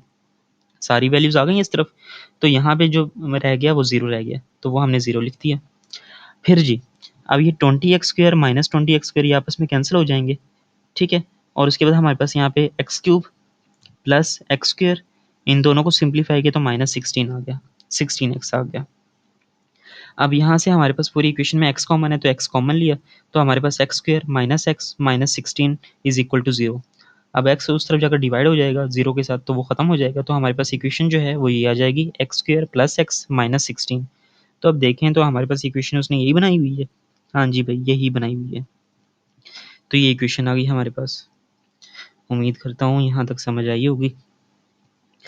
पार्ट 3 में वो कहता है इस इक्वेशन को सॉल्व करो और हमें बताओ कि इनमें से जो एक इक्वेशन जो है, एक वैल्यू जो है वो रिजेक्ट करेंगे तो क्यों करेंगे। तो जी हम इस इक्वेशन को जब सिंप्लीफाई करना है, ये जो एक्स की वैल्यू है वो निकालना बहुत ईजी है। आप क्वाड्रेटिक फार्मूला लगाओगे और वैल्यू निकाल लोगे। तो वो मैंने एक्स की वैल्यू निकाली है 3.53 और एक निकाली है एक्स की वैल्यू है -4.53। अब क्योंकि ये हमारे पास क्या था, स्पीड थी, स्पीड हमेशा पॉजिटिव होती है। आप लोग बाइक चलाते होंगे या गाड़ी में होते होंगे तो देखा होगा ना कि मीटर के ऊपर जो सुई है वो आगे की तरफ बढ़ती है, पॉजिटिव वैल्यूज आती हैं उसमें। 20 किलोमीटर की स्पीड है जी, 40 की स्पीड है। बच्चों को बाइक पे आजकल मज़ा आता है 80 की स्पीड पे, ठीक है, लेकिन पैदल चल रहे हैं तो देखते हैं वो क्या स्पीड हमारे पास आएगी। तो हमारे पास स्पीड जो है वो पॉजिटिव होती है, main point. X is equal to 3.53। ठीक है, तो इसलिए हम पॉजिटिव वैल्यू लेंगे। अब लास्ट में वो क्या कहता है, find the time when Wasim साहब जो हैं वो फिनिश द हाइक। आप देखें यहाँ पे लास्ट में क्वेश्चन वाले बुक वाले कितने वो जालिम है, वो उस कमज़ोर का साथ ही नहीं दे रहे। वो लास्ट में पूछ भी उसी के बारे में रहे हैं जो सा स्पीड में था। तो यहाँ से आइडिया हुआ कि हमें हमेशा हर जगह पे आगे बढ़ते रहना चाहिए, अपनी स्पीड इंक्रीज करके रखनी चाहिए। तो वो टाइम पूछता है, तो उसका टोटल टाइम जो था वो हमारे पास यही इक्वेशन बनी थी। तो हम यहाँ पे एक्स की वैल्यू पुट करेंगे और सिंप्लीफाई करेंगे, तो हमारे पास इसको सिंप्लीफाई करने पे ना हमारे पास ये वाली वैल्यू बनेगी 2.34, क्योंकि हॉर्स में था तो हमारे पास ये हॉर्स में आ जाएगा। अब उसने जो बात की है वो की है find the time when Wasim साहब फिनिश द हाइक। वो टाइम क्या था जब उसने ये हाइक को ख़त्म किया, तो वो हमने टाइम बताना है। ये तो आया उसने 2 घंटे 2.34 आवर्स में उसने ख़त्म किया। अब उस वक्त टाइम क्या हुआ था, अब आप लोगों को याद हो, क्योंकि इतने लेंथी हो गया ये स्टेटमेंट, बोर हो गए होंगे, तो याद होगा तो आपको उसने उन्होंने सुबह 8 बजे शुरू किया था और मैंने तो शाम बजा दी है, लेकिन फिर भी अब हम 2.34 को क्या करेंगे, मिनट्स में कन्वर्ट करके देखते हैं कि ये कितने मिनट्स बनते हैं। 2.34, ये जो 2 है ये तो 2 आवर्स हो गए। अब ये जो 0.34 है ये कितने मिनट बनेंगे, उसके लिए हम क्या करेंगे, इसको मल्टीप्लाई करेंगे 60 के साथ, तो हमारे पास वैल्यू आ जाएगी 20 पॉइंट समथिंग वैल्यू आ जाएगी। तो हम यहाँ से 20 मिनट्स निकाल लेंगे कि 2 आवर्स एंड 20 मिनट्स उसको लगे। ठीक है, अब सुबह 8 बजे चले थे, तो 8 में 1 घंटा ऐड करें तो 9 o'clock हो जाएंगे।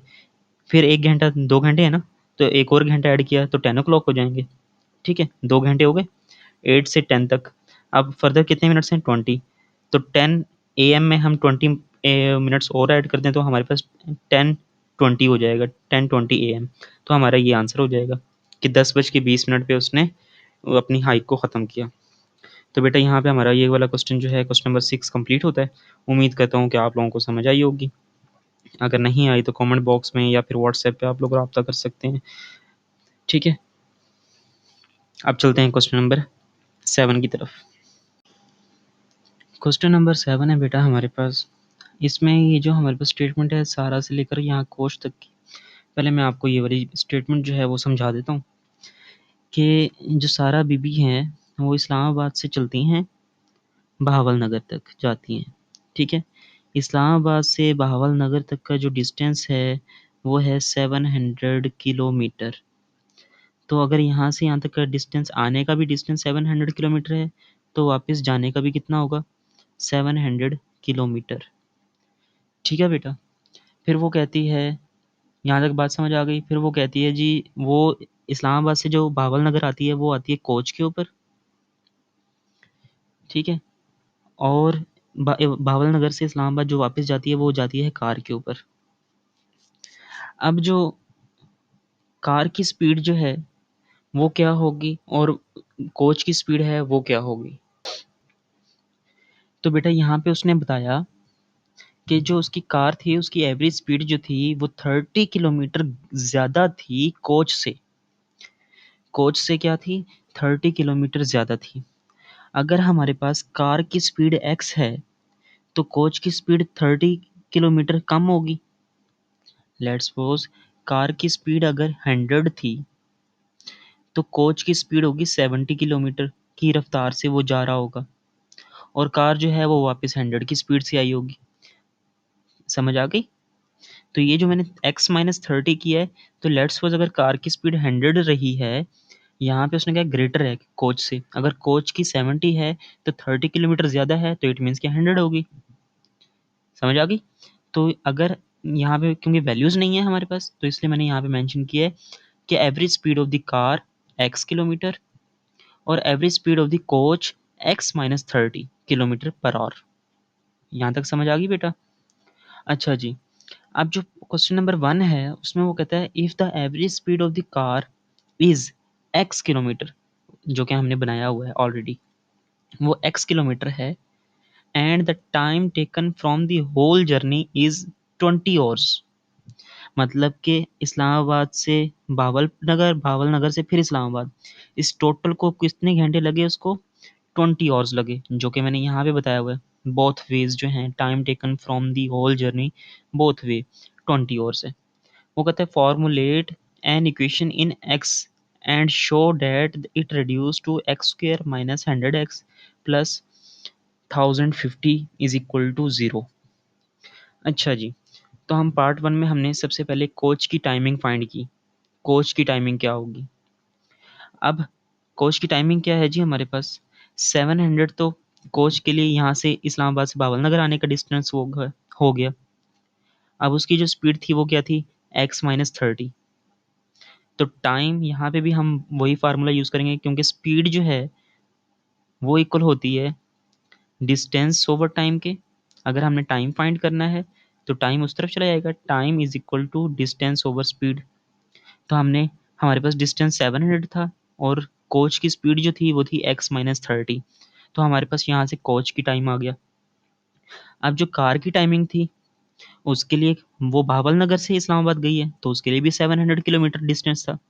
तो वो 700 डिस्टेंस और नीचे स्पीड उसकी वो थी x, जो कि हमने फाइंड की, वो नीचे x आ गया। तो वो हमारे पास कार की टाइमिंग आ गई। अब क्योंकि टोटल टाइम जो लगा हुआ है ना आने जाने का, उसको लगा 20 आवर्स, तो जाहिर सी बात है इन दोनों की टाइमिंग को सम करें तो वो 20 के इक्वल बनेगा। तो हमने क्या किया, ये कोच की टाइमिंग जमा की हमने कार की टाइमिंग, इन दोनों की टाइमिंग को ऐड किया तो हमारे पास वो 20 आवर्स के इक्वल हो गया। अब यहाँ से हम क्या करेंगे, इक्वेशन बना लेंगे। चलें जी। अब यहाँ पे हमने क्या किया, x को 700 से मल्टीप्लाई किया, इस x-30 को इस 700 से मल्टीप्लाई किया और नीचे वाली आपस में इनको ईद मुबारक कर दिया। ठीक है, तो अब ऊपर वाली आपस में मल्टीप्लाई हुई, ये वाली 700x आ गई। अब ये वाली जो वैल्यू थी वो इससे मल्टीप्लाई होनी थी, तो ब्रैकेट ओपन की तो 700 को x से मल्टीप्लाई किया तो नीचे 700x आ गया। फिर 700 को हमने -30 से किया तो -21,000 आ गई वैल्यू। ठीक है, अब ये जो नीचे वाली वैल्यू है इसको हम उस तरफ ले जाएंगे 20 से मल्टीप्लाई करवाने। अब 20x इंटू x-30 ये वैल्यू बन जाएगी। अब साथ में इसको भी ओपन कर लेते हैं, नीचे वाले स्टेप में इसको भी ओपन कर लिया हमने, 20x² -600x। और इस तरफ right hand side left hand side पे देखें तो वो 700 प्लस 700 1400x माइनस 21,000 आ गया और is equal to this value. अब हमने क्या किया, हमने इस वैल्यू को ना उस तरफ ले गए, मूव करवा दिया हमने, क्योंकि हमने एक इक्वेशन बनानी है स्टैंडर्ड। तो इस वाली वैल्यू को यहीं पे रखा, 20x² वहीं पे रहा, पॉजिटिव था पॉजिटिव ही रहा। दूसरी वाली थी -600 तो वो भी वैसे ही -600। अब ये जो 1400 था ये उस तरफ जाकर -1400 हो गया, और ये जो -21,000 था वो उस तरफ जाकर +21,000 हो गया और इज इक्वल टू 0, क्योंकि यहाँ पे कुछ नहीं रहा तो वो इज इक्वल टू 0 हो गया। अब यहाँ पे -600 में को -600 और -1400 माइनस माइनस प्लस होता है, तो 14 + 6 20 हो जाएगा, तो वो 2000 आ जाएगी वैल्यू यहाँ पे हमारे पास। तो माइनस का साइन बड़ी वैल्यू के साथ माइनस है तो वो माइनस आ गया।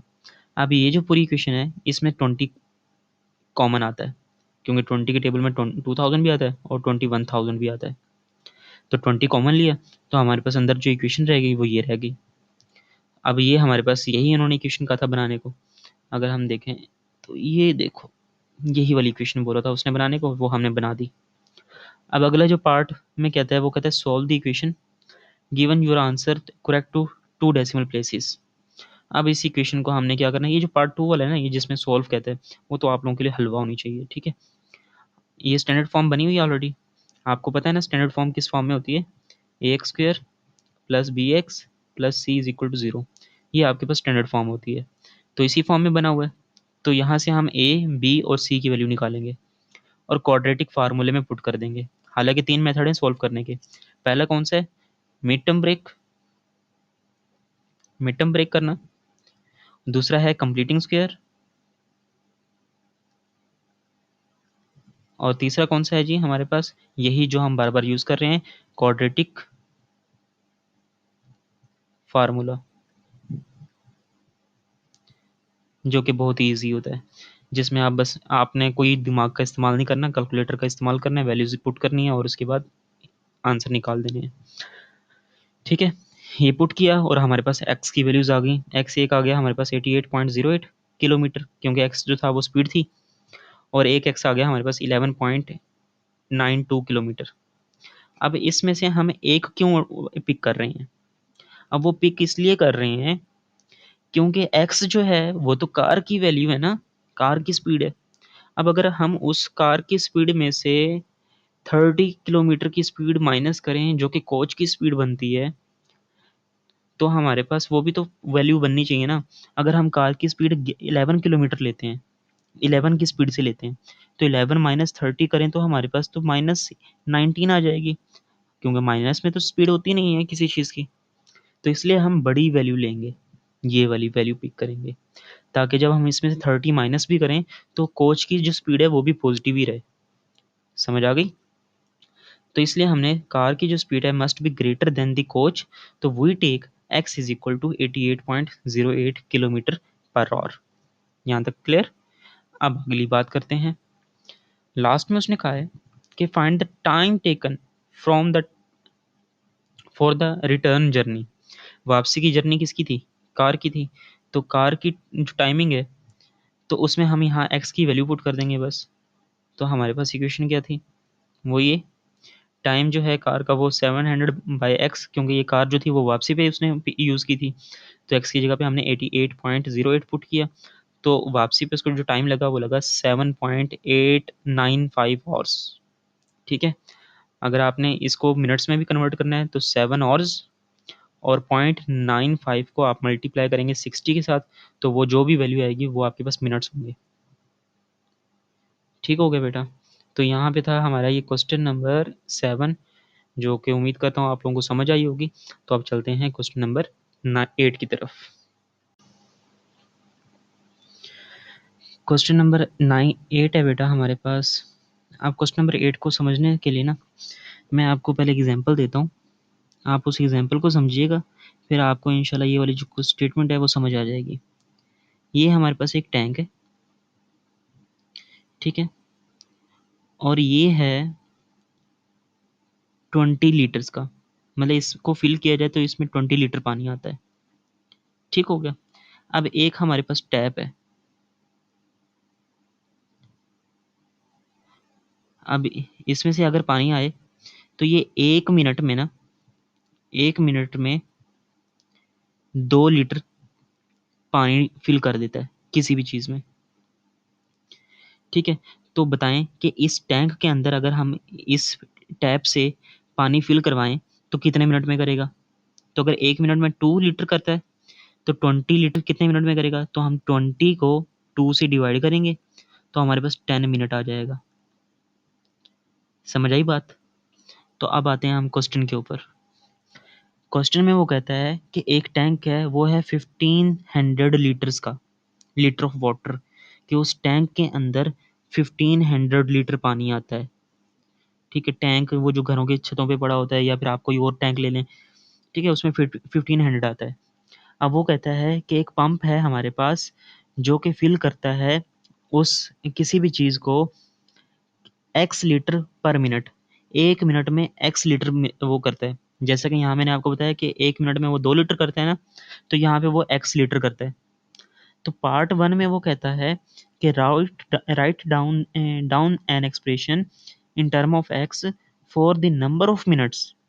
मिनट्स बताने हैं टेकन बाय पंप ए, के पंप ए जो है वो कितने मिनट लेगा इस टैंक को फिल करने के लिए, जो कि है 1500 का। फिर हमने क्या किया, यहाँ पे क्या किया था, 20 लीटर का टैंक था, उसको 2 लीटर से डिवाइड किया तो हमारे पास मिनट आ गए। तो हमारे पास 1500 का टैंक है, तो पंप ए जो है वो एक्स लीटर लेता है 1 मिनट के लिए, तो एक्स को हम 1500 से डिवाइड करेंगे तो वो हमारे पास उसका पंप ए का टाइम आ जाएगा, कि पंप ए वो जो टैंक है हमारे पास 1500 का, वो कितने मिनट लेगा, वो हमने उसकी इक्वेशन बना दी। ये पार्ट 1 हो गया। समझ आ गई? चलें जी, आगे आगे चलते हैं। फिर अब एक और पंप आ गया हमारे पास। अब वो जो पंप बी है, can fill the tank with water at the rate of x plus 50 litres. मतलब कि एक अब हमारे पास एक और टैप है, ठीक है, ये वाली 2 लीटर्स में कर रही थी, तो ये वाली 5 में कर रही है, कि ये 1 मिनट में 5 लीटर करती है, मतलब उसमें ऐड कर दिया। ठीक है। अब ये 5 लीटर में कर रही है, 5 लीटर 1 मिनट में कर रही है, तो बताइए ये 20 लीटर वाला कितने में करेगा? तो हम 20 को भी 5 से डिवाइड कर देंगे तो ये 4 मिनट में करेगा। ऐसे ही, मतलब कि अगर वो 1 मिनट में ज़्यादा कर रहा है, पहले वाला 2 में कर रहा था, अब 5 में कर रहा है, 5 लीटर कर रहा है, तो टाइम कम लगेगा। अब जी पार्ट, ये जो पंप बी था, पंप ए एक्स था, तो पंप बी का उसने बताया कि वो एक्स प्लस 50 था। तो इक्वेशन जो इसका पार्ट बी है, सॉरी, पार्ट बी जो है उसमें वो कहता है कि इसकी इक्वेशन बनाएं, तो उसकी हमने इक्वेशन बना दी कि उसको टाइम लगेगा 1500/x+50। समझ गए? समझ गए होंगे। तो अच्छा जी, पार्ट सी पे चलते हैं। Pump A takes 30 seconds longer than pump B to fill the tank completely। अब काम चेक करो कि पंप ए जो है वो स्लो भी है, ठीक है ना। कि अगर वो लेट्स सपोज वो उसने कितने मिनट लिए, हमने तो यहाँ से ये 20 लीटर वाले टैंक के हिसाब से हमने टाइम निकाल लिया था ना, वो 10 मिनट में कर रहा है और ये जो है वो 4 मिनट में कर रहा है, तो इसकी स्पीड भी स्लो है। समझ आ गई, इसकी पंप ए की स्पीड भी स्लो है। तो 30 सेकेंड है, तो हमारे पास जो सारा काम चल रहा है वो मिनट्स में चल रहा है, तो हमने इसको मिनट में कन्वर्ट कर लिया 0.5। तो जी हमारे पास टाइम ऑफ पंप ए जो है वो जो है पंप बी से 30 सेकेंड ज़्यादा लेगा फिल करने में, क्योंकि स्लो है। तो हमने वो क्या किया, ऐड कर दिया कि पंप बी अगर उसका टाइम जो है वो 2 मिनट होगा तो उसमें 0.5 ऐड कर देंगे, तो वो पंप ए की वैल्यू आ जाएगी, क्योंकि स्लो था ना वो। तो जी हमने इक्वेशन बनाई, टाइम ऑफ पंप ए क्या था हमारे पास 1500/x, तो उसकी जगह पे वो वैल्यू आ गई, is equal to time of pump B क्या था हमारे पास 1500/x+5, तो उसकी वो वैल्यू आ गई, और प्लस 0.5, तो ये वैल्यू आ गई, ठीक है। और हमने सिंप्लीफाई करना है x² प्लस 50x माइनस 15 1,50,000, इसको हमने प्रूफ करना है, ठीक है। अब जी इस इक्वेशन को हम करते हैं सिंप्लीफाई। हमने क्या किया, इस वाली इक्वेशन को हमने मल्टीप्लाई करवाया इसके साथ, ठीक है। यहाँ पे ये वाला मेथड आपको समझा देता हूँ कि यहाँ पे मैंने काम क्या किया है। मैंने लिखा 1500/x+50 प्लस 0.5 था ना, मैंने यहाँ पे भी इसका जो डिनोमिनेटर है, यहाँ डिनोमिनेटर 1 है, इसका डिनोमिनेटर सेम करने के लिए हमने क्या किया, अगर यही वाला डिनोमिनेटर बनाना है तो x+50 को हम यहाँ ऊपर भी मल्टीप्लाई कर देंगे और नीचे भी, x+50 ऊपर भी मल्टीप्लाई हो जाएगा इसके साथ और नीचे भी। तो अब देखें डिनोमिनेटर सेम हो गया ना, तो अब डिनोमिनेटर हम 1 टाइम लिखेंगे x+50 और ऊपर वाली वैल्यू तो 30 पे लिख देंगे, 1500 प्लस 0.5 इंटू x+50। अब देखिए यही चीज़ बनी हुई है ना इधर, तो यही चीज़ बनी हुई है। अब समझ आ गई होगी कि ये मैंने कैसे बनाया। अब जी ये ब्रैकेट ओपन करें तो 0.5 को x से मल्टीप्लाई किया तो हमारे पास 0.5 आ गया, 0.5 को 50 से मल्टीप्लाई किया तो हमारे पास 25 आ गया। अब ये जो नीचे इक्वेशन बन गई है, इनको हम क्रॉस मल्टीप्लाई करवाएंगे। तो क्रॉस मल्टीप्लाई करवाने से पहले मैंने इसको 1500 को 25 से ऐड करवाया तो हमारे पास 1525 आ गई, और बाकी वैल्यूज़ एज इट इज़ वैसी रही। अब यहाँ पे हमने करवाया क्रॉस मल्टीप्लाई, 1500 के साथ मल्टीप्लाई हो गया x+50, और x जो है वो इस तरफ इसके साथ मल्टीप्लाई हो जाएगा, तो वो मल्टीप्लाई हुआ। तो जी ब्रैकेट ओपन करते हैं, 1500 को x से मल्टीप्लाई किया तो 1500x आ गया, 50 से मल्टीप्लाई किया तो 75,000 वैल्यू आ गई। अब इस तरफ x को मल्टीप्लाई किया 0.5x से, तो x सिर्फ x से मल्टीप्लाई होकर x² बनाएगा, 0.5 साथ में एज इट इज़ वैसे रहेगा। अब x को हमने 1525 से मल्टीप्लाई करवाया तो वो x आ गया साथ में, बाकी वैल्यू एज इट इज़ वैसे। अब मैंने क्या किया, ये जो दो वैल्यूज़ थी इनको मैंने जंप करवा दिया इस तरफ, ये इस तरफ आ गई, लेफ्ट से राइट की तरफ आ गई।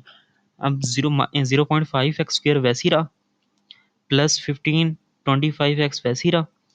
अब 1500x इस तरफ आएगा तो वो माइनस 1500x हो जाएगा, 75,000 प्लस में था तो वो इस तरफ आएगा तो वो भी माइनस में हो जाएगा, और इज इक्वल टू 0। अब जी अब हमने क्या किया, अब यहाँ से हमारे पास 1525 माइनस 1500 करें तो हमारे पास आएगी वैल्यू 25x, ठीक है। ये इक्वेशन है। अब इसमें से हमने लिया 0.5 को कॉमन। अब 0.5 को ही कॉमन कैसे लिया हमने, वो मैं अब आपको बता देता हूँ। अब ये जो हमारे पास इक्वेशन बनी हुई थी ना, 0.5x² plus 25x minus 75,000 is equal to 0, इस पॉइंट को ख़त्म करो। इस पॉइंट को ख़त्म किया तो नीचे क्या आ जाएगा, 1 पॉइंट की जगह पे, और आगे जितने नंबर्स होते हैं उतने 0, तो नीचे 10 आ जाएगा, मतलब कि 5/10 वैल्यू बन जाएगी, और साथ में x² plus 25x minus 7500 is equal to 0। अब इसको कट करें, 5 1 5, 5 2 10, तो यहाँ पे वैल्यू आ गई 1/2 x² plus 50 sorry 25x minus 75,000 is equal to 0। अब अगर हमने फ्रैक्शन को ख़त्म करना है, इस फ्रैक्शन को सबके इसका डिनोमिनेटर 1 है, इसका डिनोमिनेटर भी 1 है, अब इन दोनों का डिनोमिनेटर भी नीचे सेम करना है, तो हमने पहले क्या किया था, मल्टीप्लाई करवाया था ऊपर नीचे। अगर डिनोमिनेटर सेम करना है तो अगर हमने नीचे 2 बनाना है तो इधर ऊपर नीचे 2 से मल्टीप्लाई करवाएंगे, तो ये तो 1/2x वैसे ही रहेगा, एक्स स्क्वायर। यहाँ पे 2 से ऊपर मल्टीप्लाई किया तो 50x और नीचे भी 2 आ जाएगा। और यहाँ पे इसको 75,000 को 2 से मल्टीप्लाई किया तो हमारे पास आ जाएगा 75 को 2 से किया तो 150 और साथ में 3 0 और नीचे 2, 1 से मल्टीप्लाई किया तो 2। ठीक हो गया।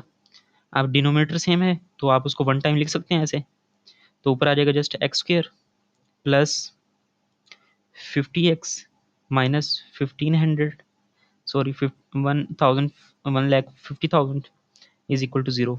अब 2 इस तरफ डिवाइड हो रहा है, उस तरफ मल्टीप्लाई हो जाएगा 0 के साथ, तो हमारे पास इक्वेशन क्या बनेगी, x square plus 50x minus 1,50,000 is equal to 0। अब या तो आप यहाँ से ऐसे 0.5 कॉमन ले लें, या तो आपको समझ आ जाएगी कि हमने ये 0.5 कॉमन लें तो तब भी यही वैल्यू बनती है, अगर हम इस तरीके से करें तब भी हमारे पास वही वैल्यू आती है। ठीक है, तो ये हमारे पास इक्वेशन बन गई।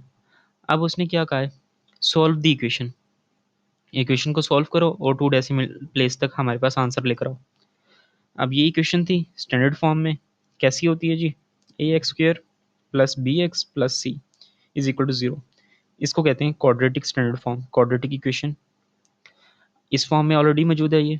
अब यहाँ से हमने ए की वैल्यू निकाल ली, बी की वैल्यू भी निकाल ली, सी की वैल्यू भी निकाल ली और क्वाड्रेटिक फार्मूले में पुट की, और उसके बाद हमारे पास वैल्यू आ जाएगी x इज इक्वल टू 362.74। ये हमारे पास आ गई x की वैल्यू। क्योंकि ये लीटर्स में है तो लीटर में हम पॉजिटिव वैल्यू लेते हैं। ठीक है, अब ये वैल्यू आ गई। अब उसने पार्ट 5 में कहा है find the time taken from pump B, pump B का टाइम टेकन बताना है। पंप बी जो है वो कहाँ है जी, ये वाली इक्वेशन थी उसकी, तो हम इस इक्वेशन में पुट कर देंगे। यहाँ पे हमने पंप बी के जो रेट था वो था x+50, तो x में पुट की हमने वैल्यू, ये वैल्यू आ गई उसकी, ऐड किया तो हमारे पास 412.74 वैल्यू आ गई। अब इसको हमने 1500 से डिवाइड किया तो हमारे पास टाइम आ गया 3.63 मिनट के जी। ये जो पंप बी था उसकी स्पीड इतनी थी कि उसने 3 मिनट में 1500 का जो टैंक था, 1500 लीटर का जो टैंक था वो फिल कर दिया। तो यहाँ पे बेटा हमारा ये जो क्वेश्चन नंबर 8 है वो कंप्लीट होता है।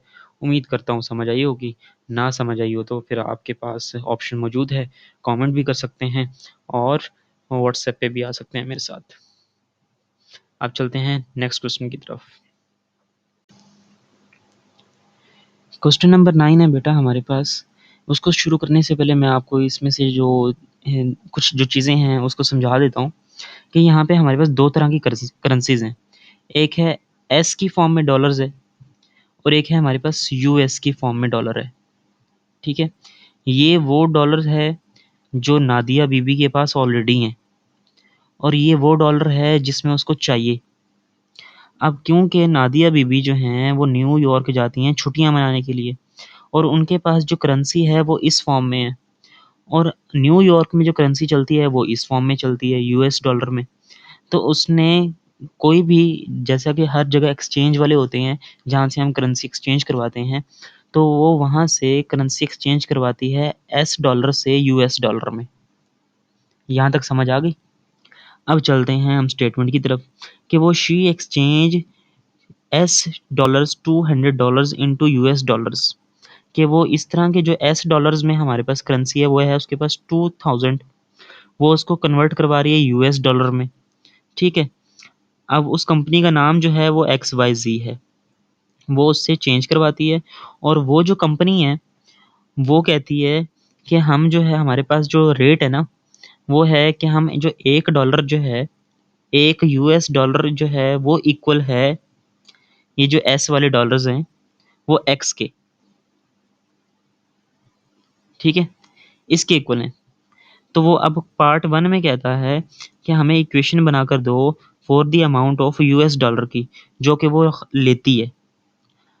अब क्या करेंगे हम, अमाउंट इन यूएस डॉलर में क्या होगी कि अगर हमारे पास यहाँ पे, अब मैं आपको कैसे समझाऊं, एक मिनट। ये लेट सपोज मैं एक्स की जगह पे ना, अभी पहले हम लेट कर लेते हैं कि ना हमारे पास वैल्यू पता है हमें कि जी वो 1 US डॉलर जो है ना, वो इक्वल है एस वाला जो डॉलर है हमारे पास, वो 10 के, कि एस वाला जो डॉलर है हमारे पास, वो अगर $10 हों तो वो इक्वल बनता है $1 के। तो बताइए कि कितने हमें टू, अगर हमारे पास 2000 US डॉलर हों तो यूएस डॉलर कितने आएंगे। तो हम 2000 को डिवाइड करेंगे 10 के साथ, तो हमारे पास वैल्यू क्या आएगी, 200, कि 200 US डॉलर आएंगे। समझ आ गई बात यहाँ तक, समझ आ गई होगी। अब उसने जो पार्ट वन में यही बात की थी कि बताएं यूएस डॉलर वो कितने रिसीव करेगी, तो क्योंकि हमें ये वाली चीज़ तो नहीं पता ना कि वो एक्स कितने हैं, तो हम एक्स को डिवाइड कर देंगे, जैसा कि हमने यहाँ पे, हमें जब जहाँ पे हमने एग्जाम्पल में हमें 10 का पता था, तो हमने 10 को डिवाइड किया था। तो हम ऐसे ही ये जो फर्स्ट इक्वेशन बनाएंगे, उसमें उसमें हम एक्स को डिवाइड कर देंगे, तो हमारे पास वो डॉलर में आ जाएगा कि जी उसको इतने डॉलर यूएस में मिल जाएंगे। समझ आ गई। अब वो नेक्स्ट पार्ट में वो कहती है, स्टेटमेंट में वो कहती है कि वो उसने 2 हफ्ते गुजारे छुट्टियों के। अब पहले हफ्ते में तो उसने एक करेंसी, एक एक्सचेंज से उसने इस ये कन्वर्ट करवा लिए 2000। अब वो दूसरा हफ्ता जब उसका आया, उसकी पॉकेट में पैसे खत्म हो गए यूएस डॉलर में। अब उसके उसने दोबारा वो एक्सचेंज वाले के पास गई, दूसरे एक्सचेंज पे, तो वहां से उसने जो एक्सचेंज करवाए वो थाउजेंड थाउजेंड यूएस डॉलर से एक्सचेंज करवाए। अब उसके पास जो प्राइस थी ना, रेट था, वो क्या था, वो था जी 1 US डॉलर जो है ना, उसका इक्वल था कितने के, एक्स प्लस 0.05 के। लेट सपोज अगर इसका 10 था ए वाले का, एक्स वाई जी वाले का, तो ए बी सी वाले का ज्यादा हो गया, मतलब 11 होगा। समझ आ गई, प्लस किया हुआ है ना उसने, मतलब इसका रेट ज्यादा हो गया, मतलब कि इसको यूएस डॉलर जो है वो कम मिलेंगे। अगर उसको 200 मिले, अगर 11 से डिवाइड करवाएं 2000 को, तो वो करेंसी कम हो जाएगी, यूएस डॉलर कम हो जाएंगे। ये तो मैं वैसे एग्जांपल बता रहा हूँ। तो हम इसमें भी क्या करेंगे, तो हमने x प्लस 0.5 को 1000 से डिवाइड करवाया, तो हमारे पास वो जो जो दूसरी एक्सचेंज थी, ये एबीसी वाली एक्सचेंज है, ये एक्स वाई जी वाली एक्सचेंज है। ठीक है, इन दोनों से एक्सचेंज करवाए तो उसको इस फॉर्म में डॉलर्स मिल जाएंगे। समझ आ गई यहाँ तक। अब आ जाते हैं हम स्टेटमेंट के ऊपर। वो फर्स्ट, ये सेकंड पार्ट तो हो ही गया बातों बातों में।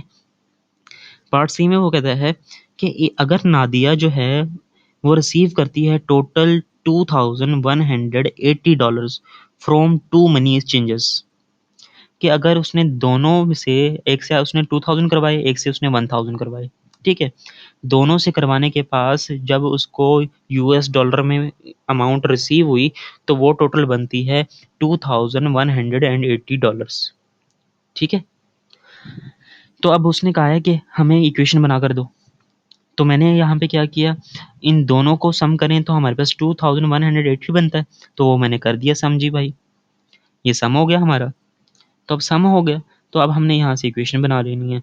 अब यहाँ पे क्रॉस मल्टीप्लाई करवाना है, बीच में प्लस का साइन है, तो जिस वजह से हमने इन दोनों को क्रॉस मल्टीप्लाई करवा दिया, और नीचे वाली आपस में इनको क्या कर दिया, समझ गए होंगे, इनको ईद मुबारक कर दिया हमने। ईद मुबारक मतलब गले मिलवा दिया, आपस में मल्टीप्लाई करवा दिया। ठीक है, जब मल्टीप्लाई करवाया तो 2000 जो है वो इससे मल्टीप्लाई होगा, तो ब्रैकेट ओपन की, तो 2000 को x से किया तो 2000x आ गया, 0.05 से किया तो हमारे पास 100 वैल्यू आ गई। फिर प्लस का साइन, फिर ये 1000x, वो वैसे ही आ गया हमारे पास, क्योंकि इस 1000 को हमने x से मल्टीप्लाई किया था, वो 1000x आ गया। अब ये जो नीचे वाली वैल्यू है, ये उस तरफ चली जाएगी, इससे मल्टीप्लाई हो जाएगी, तो वो हमने नीचे मल्टीप्लाई करवा दी है। क्लियर। अब 2000 प्लस 1000 हमारे पास 3000x, फिर प्लस 100, ये वाली वैल्यू एज इट इज वैसे नीचे। इस तरफ ब्रैकेट ओपन की, तो x को x से मल्टीप्लाई किया तो एक्स स्क्वायर, साथ में 2180 था तो वो साथ में आ गया। अब फिर प्लस का साइन है, फिर 2180 x को हमने जब 0.05 से मल्टीप्लाई करवाया, तो इसको इससे मल्टीप्लाई करवाने पे हमारे पास 109 आया, और x जो था वो साथ में वैसे ही आ गया। ठीक है, वेरिएबल था ना, तो वो साथ में आ गया। अब जी हमने क्या किया, यहाँ पे इस पूरी वैल्यू को हम दूसरी तरफ ले गए, लेफ्ट से राइट की तरफ ले गए, अब उनकी साइन चेंज हो जाएंगे। अब 2180x² जो है वो वैसे ही रहा, साथ में 109x भी वैसे ही रहा। अब 3000 जब इस तरफ आया तो वो -3000x, और 100 इस तरफ आया तो -100x। 100 is equal to 0। अब इनको दोनों को सॉल्व किया तो हमारे पास -2800 सॉरी 990x आ गया, और ये हमारे पास इक्वेशन बन गई। तो बेटा यही इन्होंने इक्वेशन दी हुई थी हमें यहाँ पे, ठीक है। तो ये हमारे पास इक्वेशन बन गई। यहाँ पे उन्होंने 218 की फॉर्म में दी हुई है और हमारे पास 100 की फॉर्म में आ रही है। दरअसल इन्होंने यहाँ पे क्या किया है, इन्होंने यहाँ पे 10 को ना, ये यहाँ से इस पूरी इक्वेशन में से 10 कॉमन आ रहा है, तो अगर हम 10 को कॉमन लें तो ये लास्ट वाले ना 0 0 खत्म हो जाएंगे, तो हमारे पास ये जो फॉर्म बनेगी ना इक्वेशन, वो 218x² minus 289x minus 10 is equal to 0, ये वाली फॉर्म बनेगी, ठीक है। मैंने यहाँ पे कॉमन नहीं लिया, और आप कॉमन लेंगे ना जब 10, तो आपके पास ये वाली फॉर्म बन जाएगी। अब आपने क्या करना है फिर जी, वो क्या कहते हैं, सॉल्व करना है। आप सॉल्व करना तो आपके बाएं हाथ का खेल है, 4 डेसिमल प्लेस में आपने सॉल्व करना है। क्वाड्रेटिक फार्मूला लगाएं और जादू कर दें। जब जादू करेंगे तो आपके पास दो वैल्यूज आ जाएंगी एक्स की, एक पॉजिटिव और एक नेगेटिव। और हम एक्स जो है वो हमारे पास करेंसी है, तो करेंसी पॉजिटिव ही होती है। कभी नेगेटिव करेंसी देखी है? ब्लैक मनी तो देखी होगी, ब्लैक मनी देखी नहीं होगी, सुनी ज़रूर होगी आप लोगों ने इन न्यूज़ चैनल्स पे। बहरहाल हम अपने टॉपिक पे आते हैं। तो हम पॉजिटिव वैल्यू लेंगे, तो ये एक्स की पॉजिटिव वैल्यू आ गई। तो उसने फिर लास्ट में क्या कहा है जी, find the exchange rate between S dollars and US dollars offered by ABC। जो सेकंड मनी एक्सचेंज थी ना, उसकी बतानी है कि उसका क्या था रेट। उसका रेट था ABC का x प्लस 0.05। तो हमने x की जगह पे ये वाली वैल्यू पुट की, तो हमारे पास ये आ गया रेट उसका, कि वो उसका जो $1 था वो इक्वल था इसके, समझ गए।